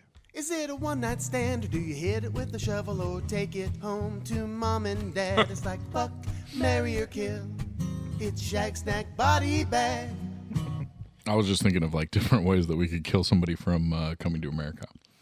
With the mop. Yeah. Exactly. Oh, shit. Oh, Samuel L. Jackson, when he did pop up, my son actually like legit started laughing out loud. He's like, he's in this? I'm like, yeah. Well, when you watch the preview, I think Tommy from Martin is one of the guys in the hall that's kind of bowing to him and stuff. Remember we had the one guy on that was like said that Tommy was like his best friend. Tommy Davidson? No, not Tommy Davidson. Tommy from Oh no, Martin. yeah. Oh yeah. I'm sorry. Yeah. Mark Christopher Lawrence. Yeah. One of his best buddies. Yeah. Wait, And the guy that is bowing to him in the hallway, isn't he the same guy that is in Chasing Amy, that does the guy on stage? The friend. Wait, you're talking about Hooper X, like yeah, the comic? I think that's the same Is that actor. the same actor? I would have to check that out. I did not notice that. The original guy that's first talking to him, The one that not the friend that comes up because that's Tommy from Martin. No, it's the guy that's the first guy. originally talking. Yeah. Recognizes him as the prince. I believe it. I'm on IMDb now. I don't think so. I paid attention to those dudes. I don't think that's. Bro, I'm gonna. Don't call him out. No one's gonna fact check this shit. Right, yeah, well, that's the guy, Nate. You Good guys job. can go ahead and look it up. That's fine. But we are on Shag Snag Body Bag, and for this movie, let's go ahead and start with Scotch. What do you got for your shag here, man? Today, I'd like to shag makeup artist and creature creator Rick Baker. Why are we saying it like that? Because he is making an absolute terrific summer school reference, and I love him for that. Oh my God. I want to shag the Scotch Beck right now. In fact, that is my shag. I'm going to let you finish yours, but Okay. you are my shag. There's fives of listeners that got that. I hope so. And shout out to all you. All 5 of them are Brad. So yeah. This was a very, very, very, very, very outstanding. Oh yeah. So anybody doesn't get that reference, watch Summer School, and Brad made me watch it. I know It was spectacular. Was that Basement Tapes? When you That guys is did Basement Tape. Christy yeah. Alley. Yeah, rocking it. She looked great back then. Hey, Mark Harmon. school, you know, in a couple months when it's out, we might be bringing that back. Mark Harmon was sexiest man alive in like 1990. 1986 or something. Yeah, He something was like killing that. it. Yeah. So no, dude, Rick Baker, the makeup that he did, and like this is what started it all with all these characters, those movies that Eddie Murphy did later. But the best, I mean, obviously, the Arsenio like makeup is great. His characters are awesome, but the Jewish Saul, oh my gosh, the thing is, apparently, he just showed up in that makeup and nobody realized it was going to be him, and they didn't recognize him as Eddie Murphy at all until Arsenio made him laugh, and he did that. Famous, I can't do his laugh. Yeah. So, and that totally blew his cover. I was like, holy shit. So that's how good that makeup was in person. And So I didn't know it was Eddie Murphy until you just told me. it's in the credits. They say it. I didn't know. wait. I didn't know. I didn't know that the old Jewish guy was Eddie Murphy. I'm not joking. For reals. Swear to you. So then Oh, my, wow. my shag is That's I why just it's Rick watched it last Baker. night. Baker. You had no idea that was Eddie Murphy. I didn't. I mean, Eddie Murphy was like 2 other people in that scene. Yeah, I know. I just figured it was just an old dude that they got to sit there. Yeah, and what's crazy is the very last scene, like one of the scenes where actually he gets the haircut in the background. They have a double back there, and that's like it's just not a great double. It doesn't look anything like him. But anyway, so I just love the makeup in this, and Rick Baker's done just an endless amount of amazing films. One of his, I saw an article about Rick Baker, an interview with him, and he was saying his favorite thing he ever did was Gorillas in the Mist, an old movie with these gorillas. Sigourney Weaver, yeah. Yeah, so they had people dressed up in these, and like there was real gorillas there, and then there was the people in suits, and they couldn't tell them apart at certain times at all. And so that was his finest achievement. So he's a legend. I've seen the movie Congo, bro. So he did Planet of the Apes when it was doing its reboots in the 2000s. That was him. Summer School, the whole horror scene. That's Rick Baker. Tropic Thunder. Robert Downey Jr. That's Rick Baker. Horror movies. I don't know about that one. Star Wars. Well, that was intentionally supposed to look silly. So, but he was involved in that. So the dude's done so much classic stuff, and he does get an entirely great shout out in the movie Summer School, which he also did for the horror scene. So. My shag is Scotch Beck for just starting the way he did. I have Rick Baker written down here, but I'm going to go ahead and shag you, Thank Scotchy. you, buddy. I love it. Shall we go in the back? Or? So Yeah. Okay. yeah, go. you definitely should. We'll be back, guys. So my shag is, and you guys are gonna have to help me. I had it pulled up, and I put my phone away, and I wasn't prepared. Hang on, IMDb, Brad, you're gonna have to. Which character? And it's gonna be the dude that is the clapping guy when he starts singing in the scene. I mean that was good. That boy good. That is Clint Smith. Wait, no, you're talking about Paul no. Bates. You're talking about Oha. I'm talking about the guy when they're in Zamunda. Oh, And he's doing all the clapping. That's and all the people are coming up. Paul Bates. But when he starts singing in super high falsetto, and dude, that shit is so funny. And he's like barely keeping it together and barely hitting the notes. dude. It is so fucking funny. And another shout out to my buddy Ralph and his Zoom Coming to America party, because Somebody did that. Mark Lagrimus, one of his friends, did an amazing singing of that whole. She'll do anything for you. It was so good. He nailed that's what it. it is. He's a queen to be. So what's interesting about Paul Bates? Paul Bates. That's who it is. Like I saw this movie in the theater, loved it, and obviously he's got such a small role, but it's very memorable, obviously. And then about I don't know, maybe a year or two later, there was a game show called Win Ben Stein's Money. Oh yeah. And Watch the shit out Jimmy of that Kimmel, on Comedy Central. Jimmy That's Kimmel where he got his was start. the biggest stars. Yeah. Well, no, And- he got to start on K-Rock, but yes, that was his first TV job. And one of the contestants was Paul Bates. And so he was just a working actor and he needed some extra money. So he went on this game show. And that's a common thing is actors that are just kind of, Right. working day to day. They'll go on game shows. Because they know they're personable and they're They're do a in good LA job. Yeah. already. And so they'll go on those game shows. And so I had friends that were in the business trying to get into it or whatever. They'd go on game shows to make a little bit of money here and there. And so I remember seeing Paul Bates. I'm like, dude, what's that guy doing on a game show? Like, he's an actor. He's like in this big movie. At the time, I didn't realize that, hey, he's just trying to make a buck like anybody else. So there's something to me that's so funny about somebody doing something really earnestly and like he's being very serious and like singing that song, but it's bad, but it's so bad that it's good. Like it's just so fucking funny. And like obviously they were like somebody at Zamunda was like, all right, and then you're gonna sing this song as she walks out, and he was like, "Oh, I got this," and it's just so funny. So that's my shag for sure. That's Scotch. Real quick, just back to your point. I gotta say, it just hits on something that it popped into my head.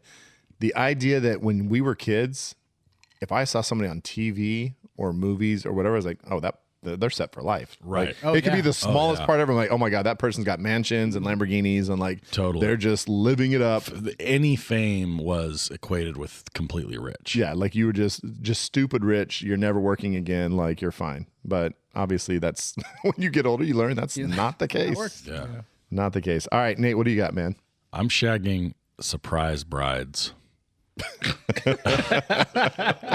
This is a device that's not used enough in movies. I mean, there's already a veil in place, so and yet, like, how often have you seen like all of a sudden the bride's not the one you think it is? Yeah, I'm here for that. I want to see that go a lot of different directions. And Living Color did that with Tommy Davidson and Jamie Foxx when he was the ugly girl. And like she comes down and all of a sudden he pulls over and he like actually it was David Allen Greer. I think it was David Allen Greer. And he starts like losing his mind. He starts swinging at her and stuff. Yeah. So anyway, I want more surprise brides. Good shit. Hey Greg, what are you shagging here? What's your what do you want to really take home passionately from this? There's just a scene that me and my buddies always talk about, and I mean, he's got a small role in this whole movie, and he's the landlord. So it's Frankie Faison. Yeah. And your rent's due, motherfucker. Stew down the stairs. Don't be falling down. They're falling down the stairs, shit. And you conscious.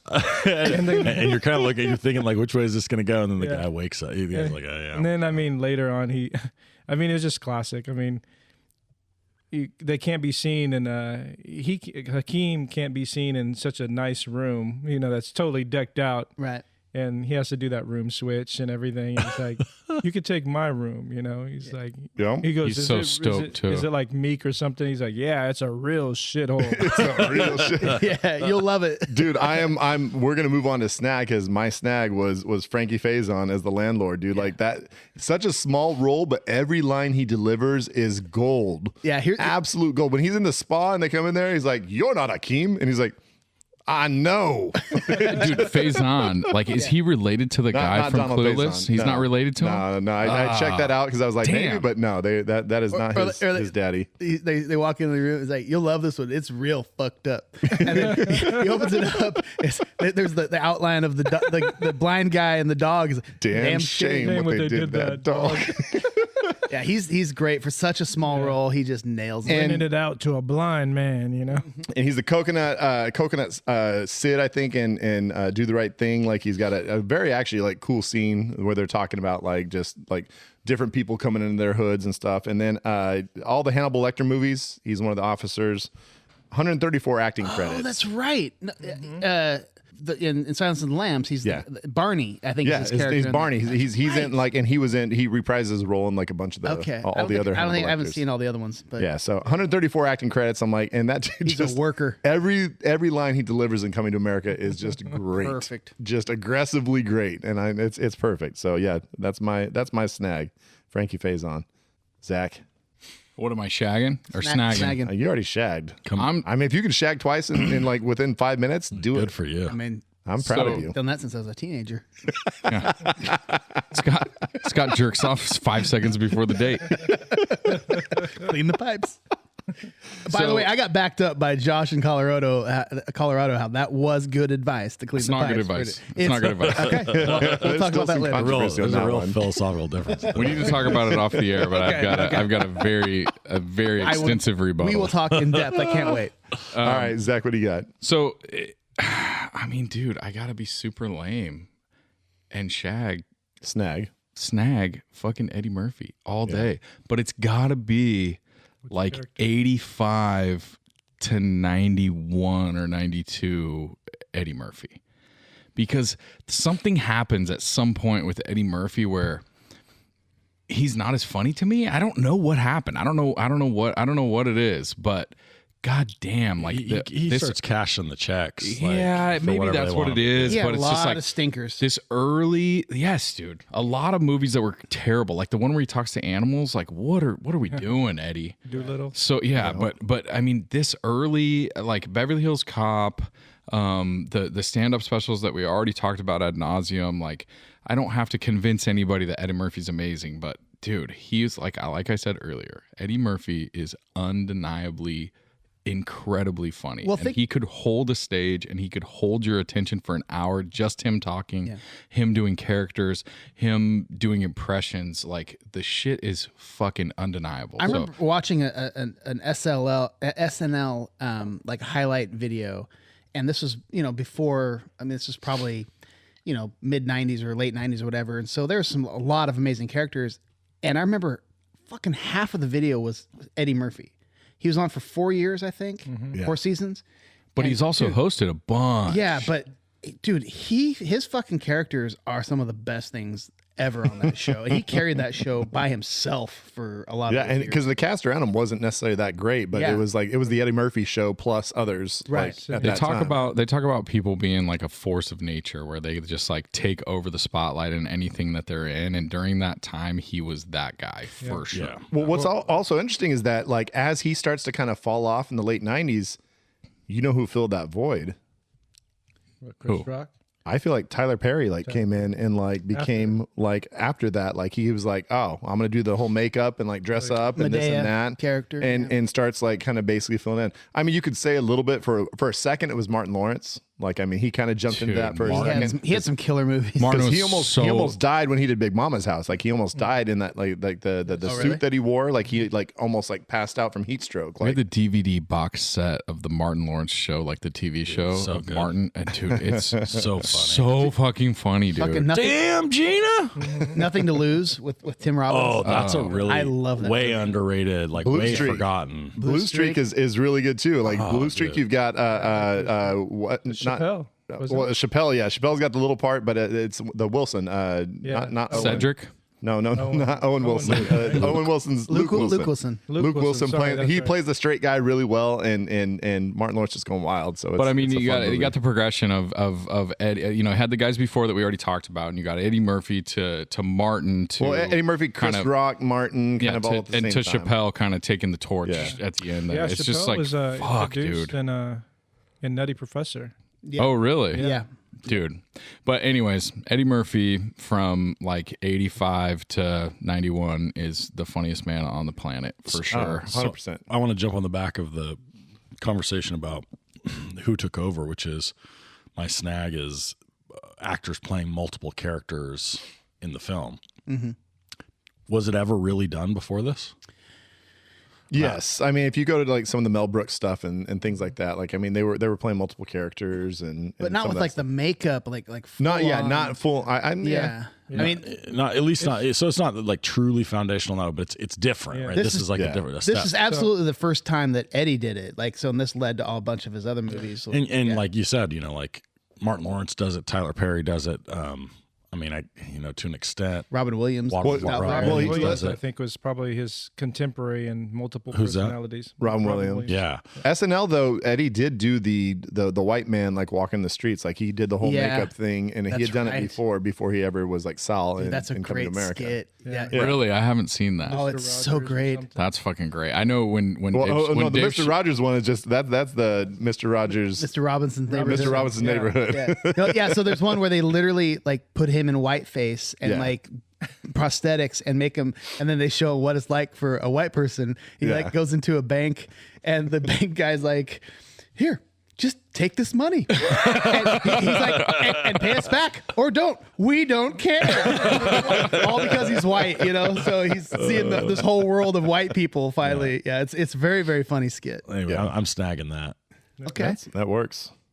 I'm gonna snag Arsenio Hall. Yeah, we have not talked enough about Arsenio Hall at this point because he's the preacher at the thing, right? He's the preacher. That is one of the funnier characters in the thing. Oh my god, he's so funny. Yeah, so he's in the barbershop. He's always eating. Yeah.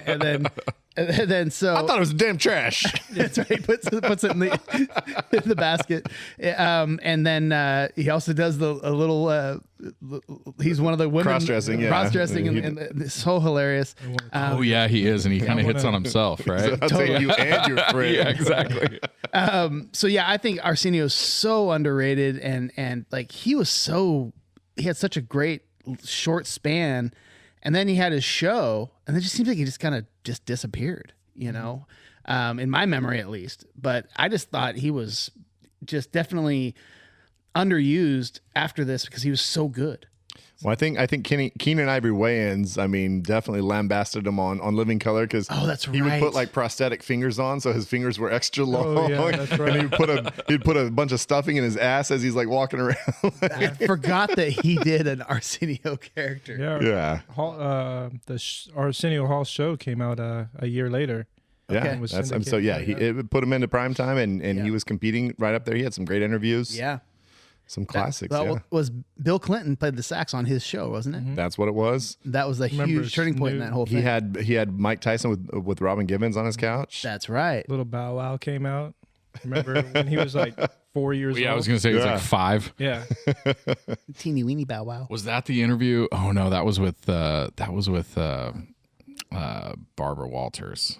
When they were asking Mike Tyson's girlfriend about him hitting her. You know what? That's what it is. I thought that was a different. That wasn't on Arsenio. That was when Barbara Walters was like, "Does he hit you?" And she's like, "He gets angry. He pushes me, And Mike Tyson's just sitting there so mad the whole time. He's just like, "Shut up." Oh man. All right. Hey, what are you snagging? What do you got, Greg? All your guys' answers are great, but I kind of his one-liner. I mean, he's the classic one-liner, right? And it's Samuel. He's just there, the stick-up guy, right? Anybody move, I'll blow your fucking head off. I mean, he had access to the F word. He was throwing hard F-bombs. Anybody could even imagine how well you could throw the fastball. He had it. So one of you guys can speak on this. Like he was like a homeless guy or a drug addict or something. Like early Samuel L. I was reading like his like biography deal. And he was like real down on his luck guy, and then he got sort of discovered before this. Mm-hmm. God, I wish we did research for this podcast. I could speak on it more intelligently. I think he's been doing it since. If you look at his film credits, I think it's 78. Yes. Okay, so he was getting into movies, but those were like all minor roles. Like he started having after this with the one-liner, he got more lines. Yeah. And, well, after this, I mean, his next big one is before Juice though. He's in Goodfellas. That's right. Is Goodfellas before Juice? I think Goodfellas is before Juice. It's around the same time, and then Spike Lee actually casted him, and then I think his A Time to Kill is like really the first major movie I I saw him in. So, Yeah. and that was like in the, About I want to say the 94. 90s, 94, 95. Yep. And then, so 94 was Pulp Fiction though. So I mean, that's the moment for him. I'm going to take a look. I want to take a look at his IMDb real quick. What is his prior to Pulp Fiction? What was going on? So he was in Fresh, Losing Isaiah, True Romance. Oh, that's right. True He was Romance. Big Don in True Romance. He was in Jurassic Park. He was. Yeah. Oh yeah. Hold on to your Hold butts. on to your butts. But I mean, he was was in in shit Menace. way before that, dude. And Loaded Weapon. He played the in Loaded Weapon, which was like a spoof of Lethal Weapon. He Right. played the Danny Glover role. Okay. Oh yeah. Long Kiss Goodnight in there. That's like mid 90s. Juice was 92, so Juice was before that. Jungle Fever, Goodfellas was 90. Mo Better Blues. Yeah, so Mo Better Blues with Spike. Do the Right Thing. God, he's got so many roles. But he talks all about like almost dying by getting run over by a subway. He was like smoking crack and like doing He was crazy definitely a drug shit. addict. Yeah. Well, his early roles are all like I'm like the kind of the heavy, like I'm a gang member, like rough dude. Like He talks about him and Flava Flav hanging out, smoking crack and drinking and smoking weed and shit, and fucking going to auditions, just like reeking a beer and shit. It's pretty fucking crazy. He's had a crazy fucking life, and he's great. all right, body bags. Nate, what's your body bag? Fill it up first. I guess my body bag here is it not holding up in terms of like some of the stuff, not at all the sort of like, you know, the objections to sort of the way it was pitched then versus now, but I just think that the comedy for me just didn't it's not funny once you've seen it enough times, I guess. And so I think like unlike some movies where for some reason for me like the lines just like resonate over and over again, this one for some reason the bits just like they dulled over time. It's like a dulling of a knife. Like it's not bad. It's just it just doesn't hit you the same way. So I'll follow up there. My body bag is just the romantic plot. I just think that the acting is bad. The sisters are both really like just tough. Like their line readings are just very. I'm reading a line in a movie. That it's not very comfortable. It's not very well acted. I mean, I'm not surprised that they didn't really do too much. I remember hating the very, very one of the last lines. It might be the last line when he's like, "Would you really give this up?" He's like, "Nah." Which is I've always hated that. I remember in the theater going, "Ugh, that's just such a dumb." Well, it's like when the ones that she's like, why does she get all the good guys or the rich guys or whatever? Like that little like line reading. It's just I don't know. But the romantic stuff, it's very generic romantic plot, but it's also filled with just some amazing like I mean when you've got what's his name, Frankie Faison just doing work. At the same time, that makes up for like all the deficiencies of just like a kind of a basic romantic plot. Well, I mean, I think the plot is very secondary to just let's just get Eddie Murphy a bunch of jokes and Arsenio characters and stuff like that. And so it's like, hey, I guess we need a plot. And so, Scotchback, what do you got? I'm gonna body bag high definition because I remember in the theater. You talked at the very beginning, Zach, about that whole tracking shot coming in and the over the jungle and coming in on the whole palace and all this shit. I remember thinking it looked like a fucking amazing place. Like I thought it looked like they filmed it on location somewhere amazing or whatever. And now that we have a high definition televisions, it looks like shit. Yeah. It's the fakest, worst painting. It's just like it doesn't stand up at all. And just kind of makes you wonder. It's like, oh my gosh, in the theater back, it was like because it was, I guess, a little fuzzy or whatever, so it looked legit or what? But 100%, yeah. And the visuals they could get away with because you weren't quality seeing it good. super quality, but yeah, nowadays CGI just does all the work. Yeah, and it just took me out of the whole experience, and so. Greg, this is a classic of your childhood. What are you body bagging from this movie? Oh goodness. I mean, it's really hard for me to say, but if I had to put, I hated Eric LaSalle's like role. Like it just he is very just douchey and he was. I mean, that was like the first douchebag that you know. Right, but doesn't that make him good? Because you hate him? Because you're like, God, he's so terribly douchey. his hair's so shiny. I guess it was like an underdog thing. So I mean, you look at Akeem, and I mean, he's really just very modest, even though he's extremely rich, you know. And then this guy, he's very arrogant. And when he stacks up against Akeem, like once he knows, like he wasn't that guy, you know. And he just, you know, when he's tried to play him out in the game, he's just like, it's kind of amazing how you bounce that ball off your head. Well, yeah, and he says some hella racist shit at the basketball game. yeah. Wearing shoes must be new to you.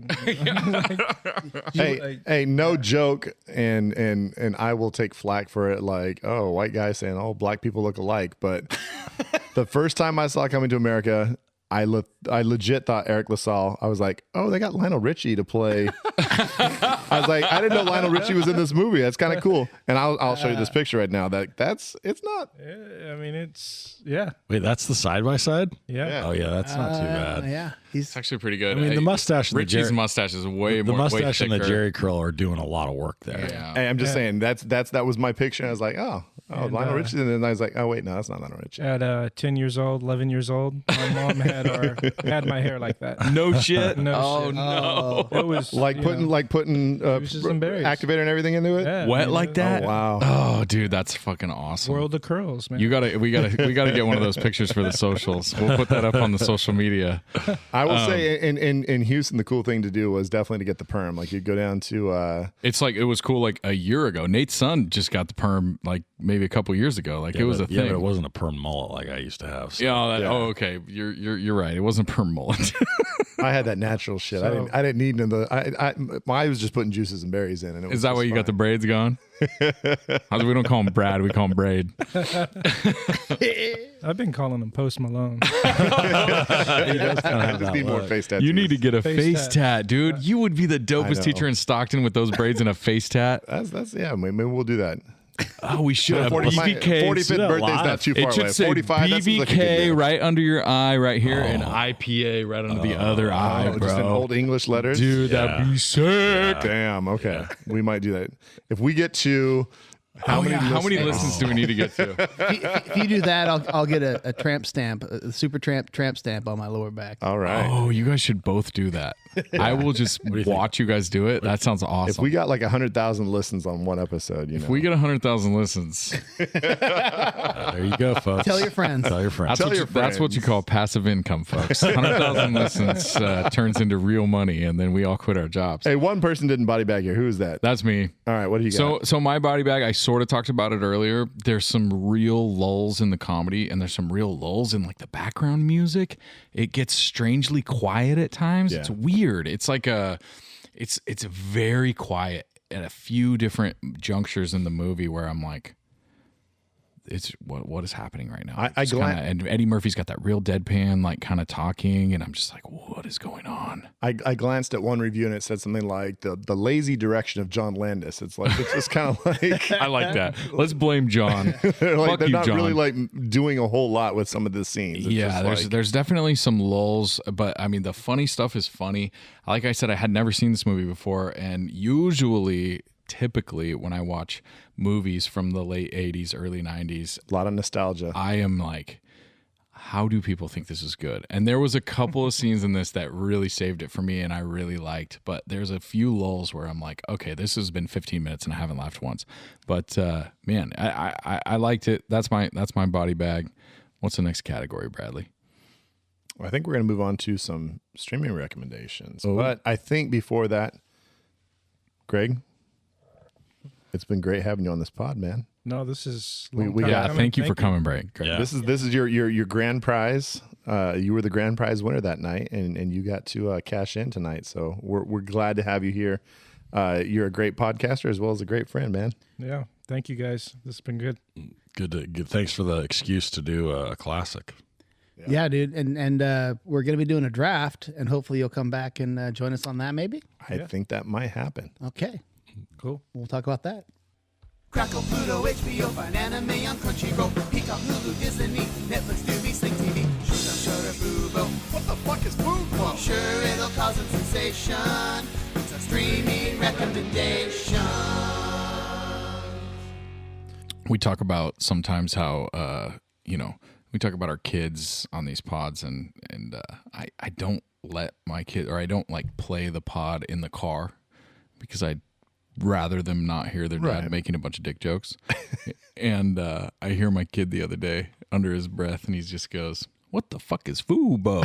And I'm like, this fucking guy is secretly listening to the pod. That is so Jeez, awesome. dude. Oh my gosh. You would think that would make me like calm down on some of my jokes, but it doesn't at I all. love it. I'm a you were bad so proud of him. influence. That's great. Keep your fucking kids away from me.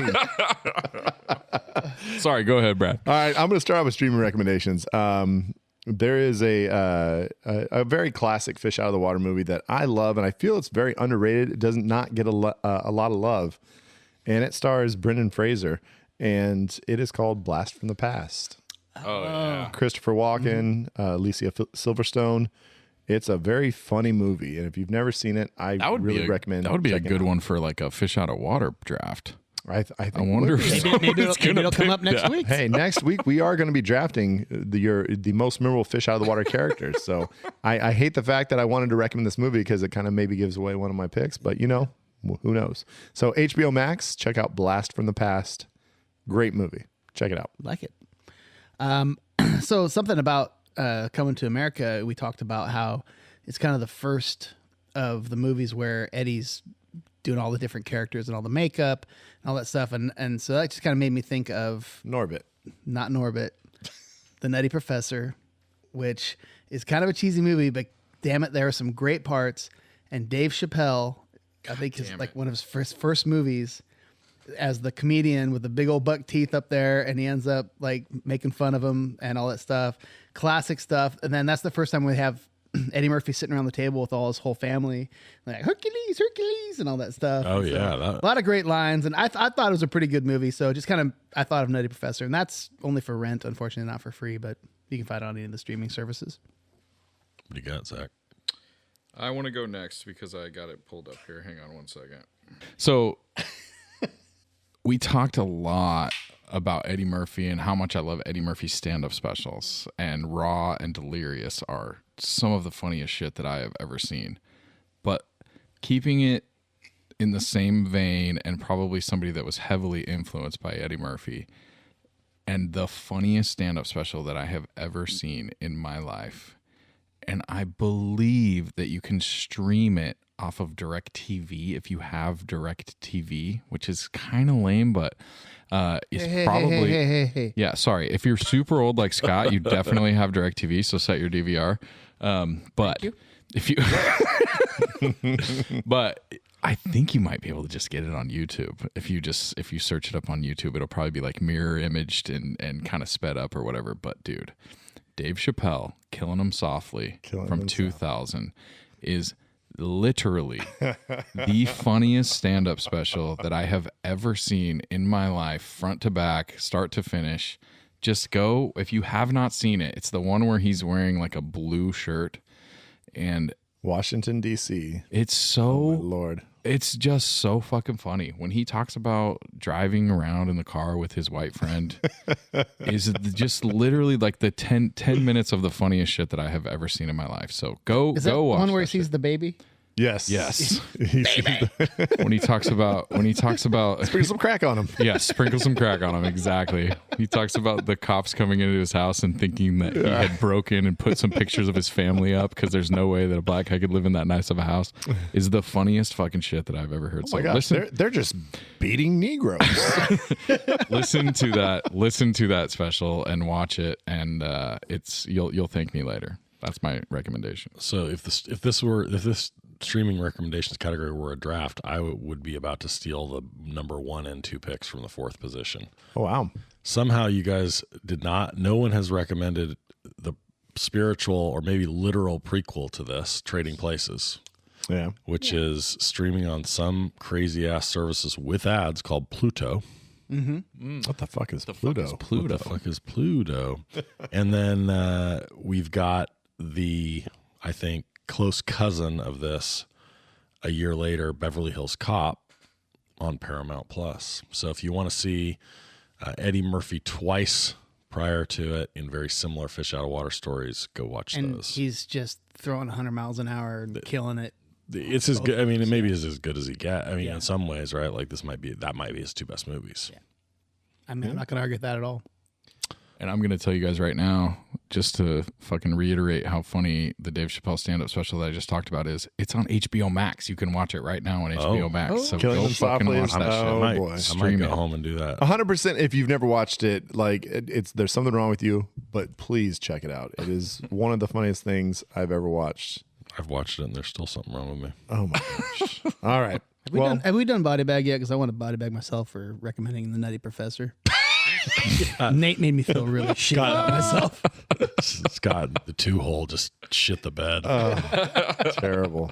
All right, let's move on to a new category. How about that? No jet wash for Maverick, Meg still on that goose stick. Iceberg list Titanic, Leo's drawing that nude shit. Jim fucks Nadia like we all thought he should. Ricky and Doughboy get the fuck out the hood. Luke hooks up with Leia just like he's intending. It's time for a reshelf and alternate endings. Scotty, I'm going to write a rap album. Do you think you could do the beats for me? You could be my Kanye without all the anti-Semitism. As you wish. It's easy. For some reason, I can't separate Kanye from whoever it is that pisses on people. Oh, R. Kelly. Well, that's Very because different. That's because They're the, wow. They're the same person. In my mind, those two are the same person. They're not. They don't even look alike. I don't know anything about either of them. I just know that one pisses and the other one's weird. To be fair, both musical geniuses. Speaking of Chappelle. But my God, both fucked up. Trapped in the Closet is just magical. It is magic upon magic upon magic. Weird Al Yankovic. Well, When he did his version when he of did it, his Trapped in the Drive-Thru, that's pretty solid, and I know all the words to that, guaranteed. R. But- Kelly when he yells, "But my body is telling me yes." That's the greatest shit I've ever. I will say just real quick. I don't know why we're going on R. Kelly tangent, but why not? Zach started it. Nate brought us here. There's a video on where it's so absolutely staged, but he films it like it's supposed to be like it's just like a little camera on in his studio as he's like recording some shit, and all of a sudden some guys start fighting in the room. But he has a line in that song where he's basically saying. He says, he's talking about this girl who's mad at him. She's going to burn his clothes. He goes, "Bitch, I wish you would burn my clothes." But he does it in such in such a soulful way. Like his voice is great. He's just a storyteller. He doesn't care if it rhymes. He doesn't care if it makes sense. He just sings words, bro. He's like, "I'm in the closet, and he goes, I'm in the closet, He goes, and I'm coming he out goes of the up closet." and down. And one time he's like, "Fuck me, no, fuck you." He's like, It's so good. Are we talking about? this is talking R. about R. Kelly. Kelly. R. West. We're talking about R. West. This is Kanye or this is No, This is Kanye Kelly. Yeah, Kanye R. Kelly. Kelly like has some good songs, but he's like funny good. Kanye West is legit, like really fucking amazing. well, yeah. But also Late Registration, the worst fucking terrible person. Graduation. Those albums. He's a mentally ill crazy person. Thanks for filling me in, guys. All right. Wow, that was a very big tangent. But speaking of music, the end of this movie ends with like a very fun little song. It's like the Coming to America song, the theme song. I fucking hated the end of this. I hated that song so bad. But you talking about so there's they play the music at the wedding. It's Yeah. kind of a weird kind of. It's when they're synthy little driving thing. off at the end. Right. Yeah. I know that song sucked. So it's not great. And so I mean, if we really wanted to keep this real of what this movie actually is, all of a sudden it would go, "I can show you the world." I mean, it's essentially Aladdin. This is like kind of Aladdin in reverse, the whole movie. And if they just started doing a whole new world as they're driving off, and he's singing that to her. Tell me, princess, now when did you last let your heart? She's like, fucking 5 seconds ago, dude, when you got married. Shut the fuck up. So yeah, if it ended with that would be classic. I love it. Anybody else got an ending song or anything? All right, so I said earlier that I really liked the surprise wedding, right? Like this is something that's not used enough, okay? So she walks down the aisle, right? We think it's going to be the original, Zamunda. Yeah. the Zamunda, and then, but secretly we're all hoping that it's actually the girl from America. He opens the veil, and it's Quentin Tarantino as a vampire, and he just eats him. Why Quentin Tarantino? The whole time I thought you were gonna say it was a song, and then I was like, "Oh no, he's going into the actual." This is Coming to alternate. America Till Dawn. You're welcome. Oh Yeah. my lord! I'd like to go back in time and re-record my body bag because Nate just reminded me what my body bag should have been the whole time, and it's the fucking secret wedding reveal that is just like the most anticlimactic, like weird. Like his expression goes from like anticipatory to it's the love of my life.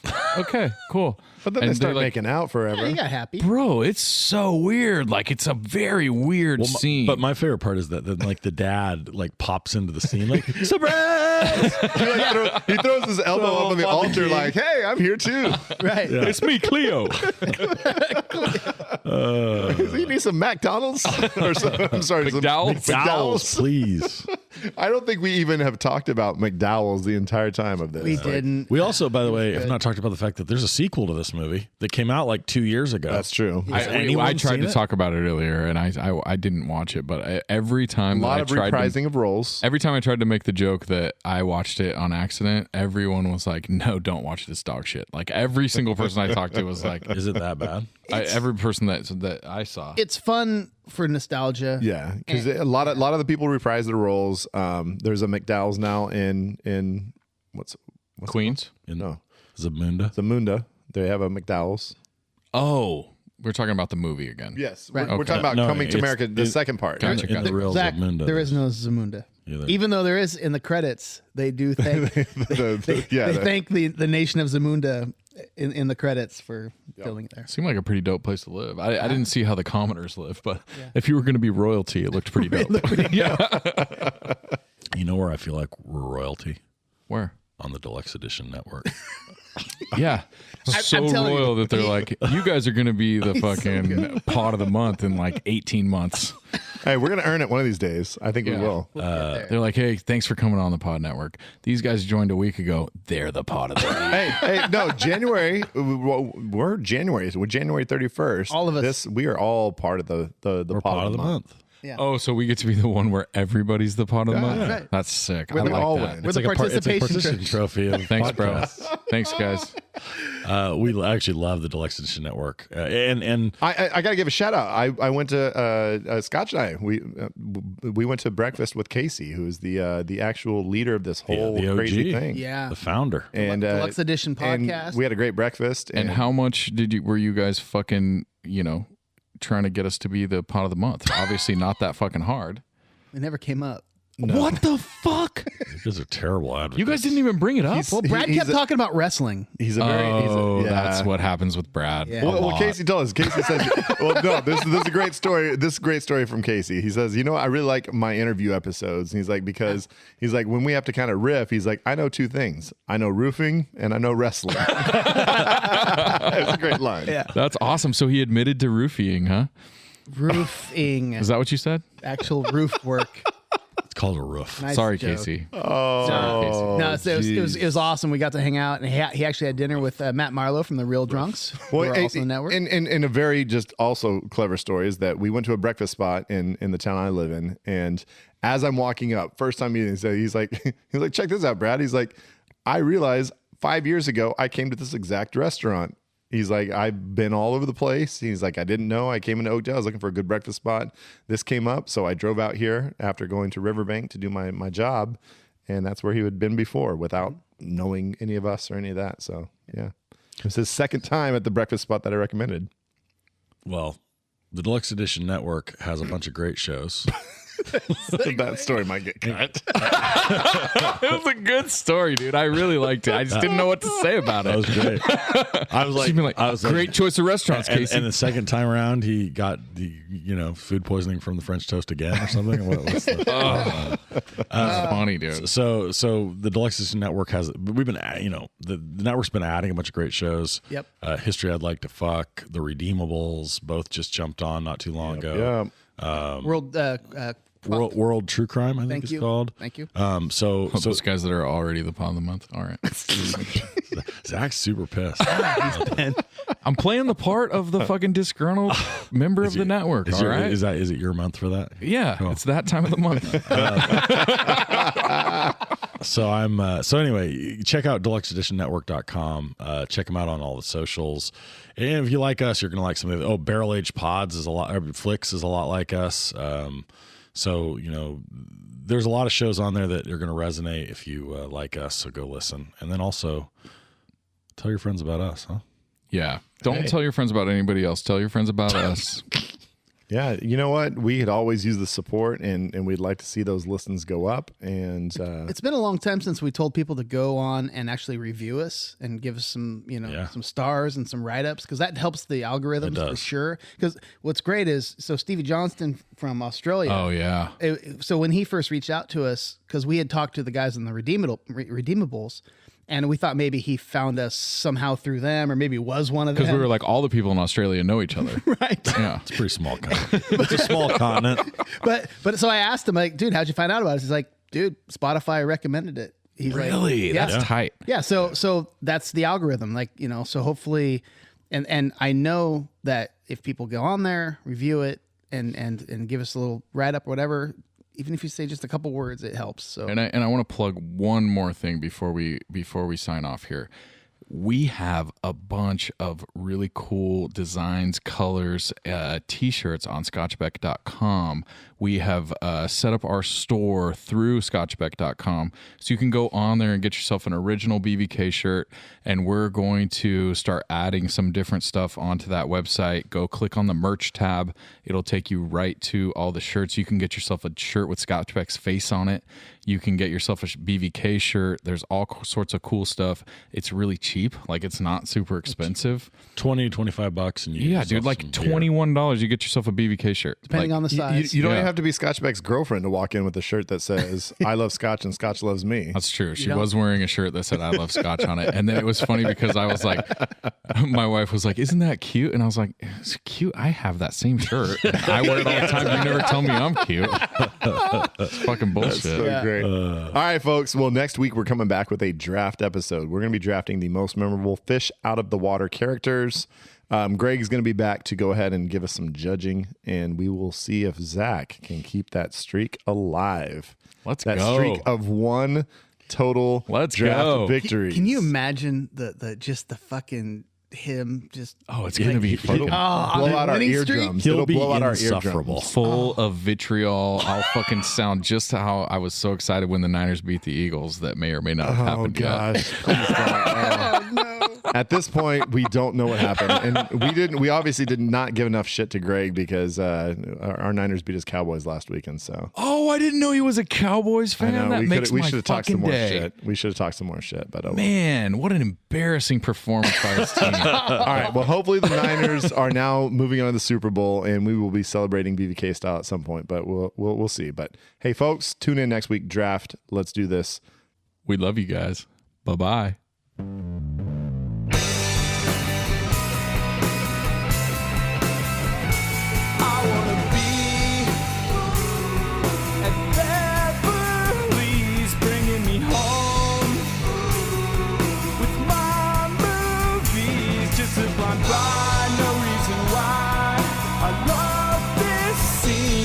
I can grab your favorite podcast.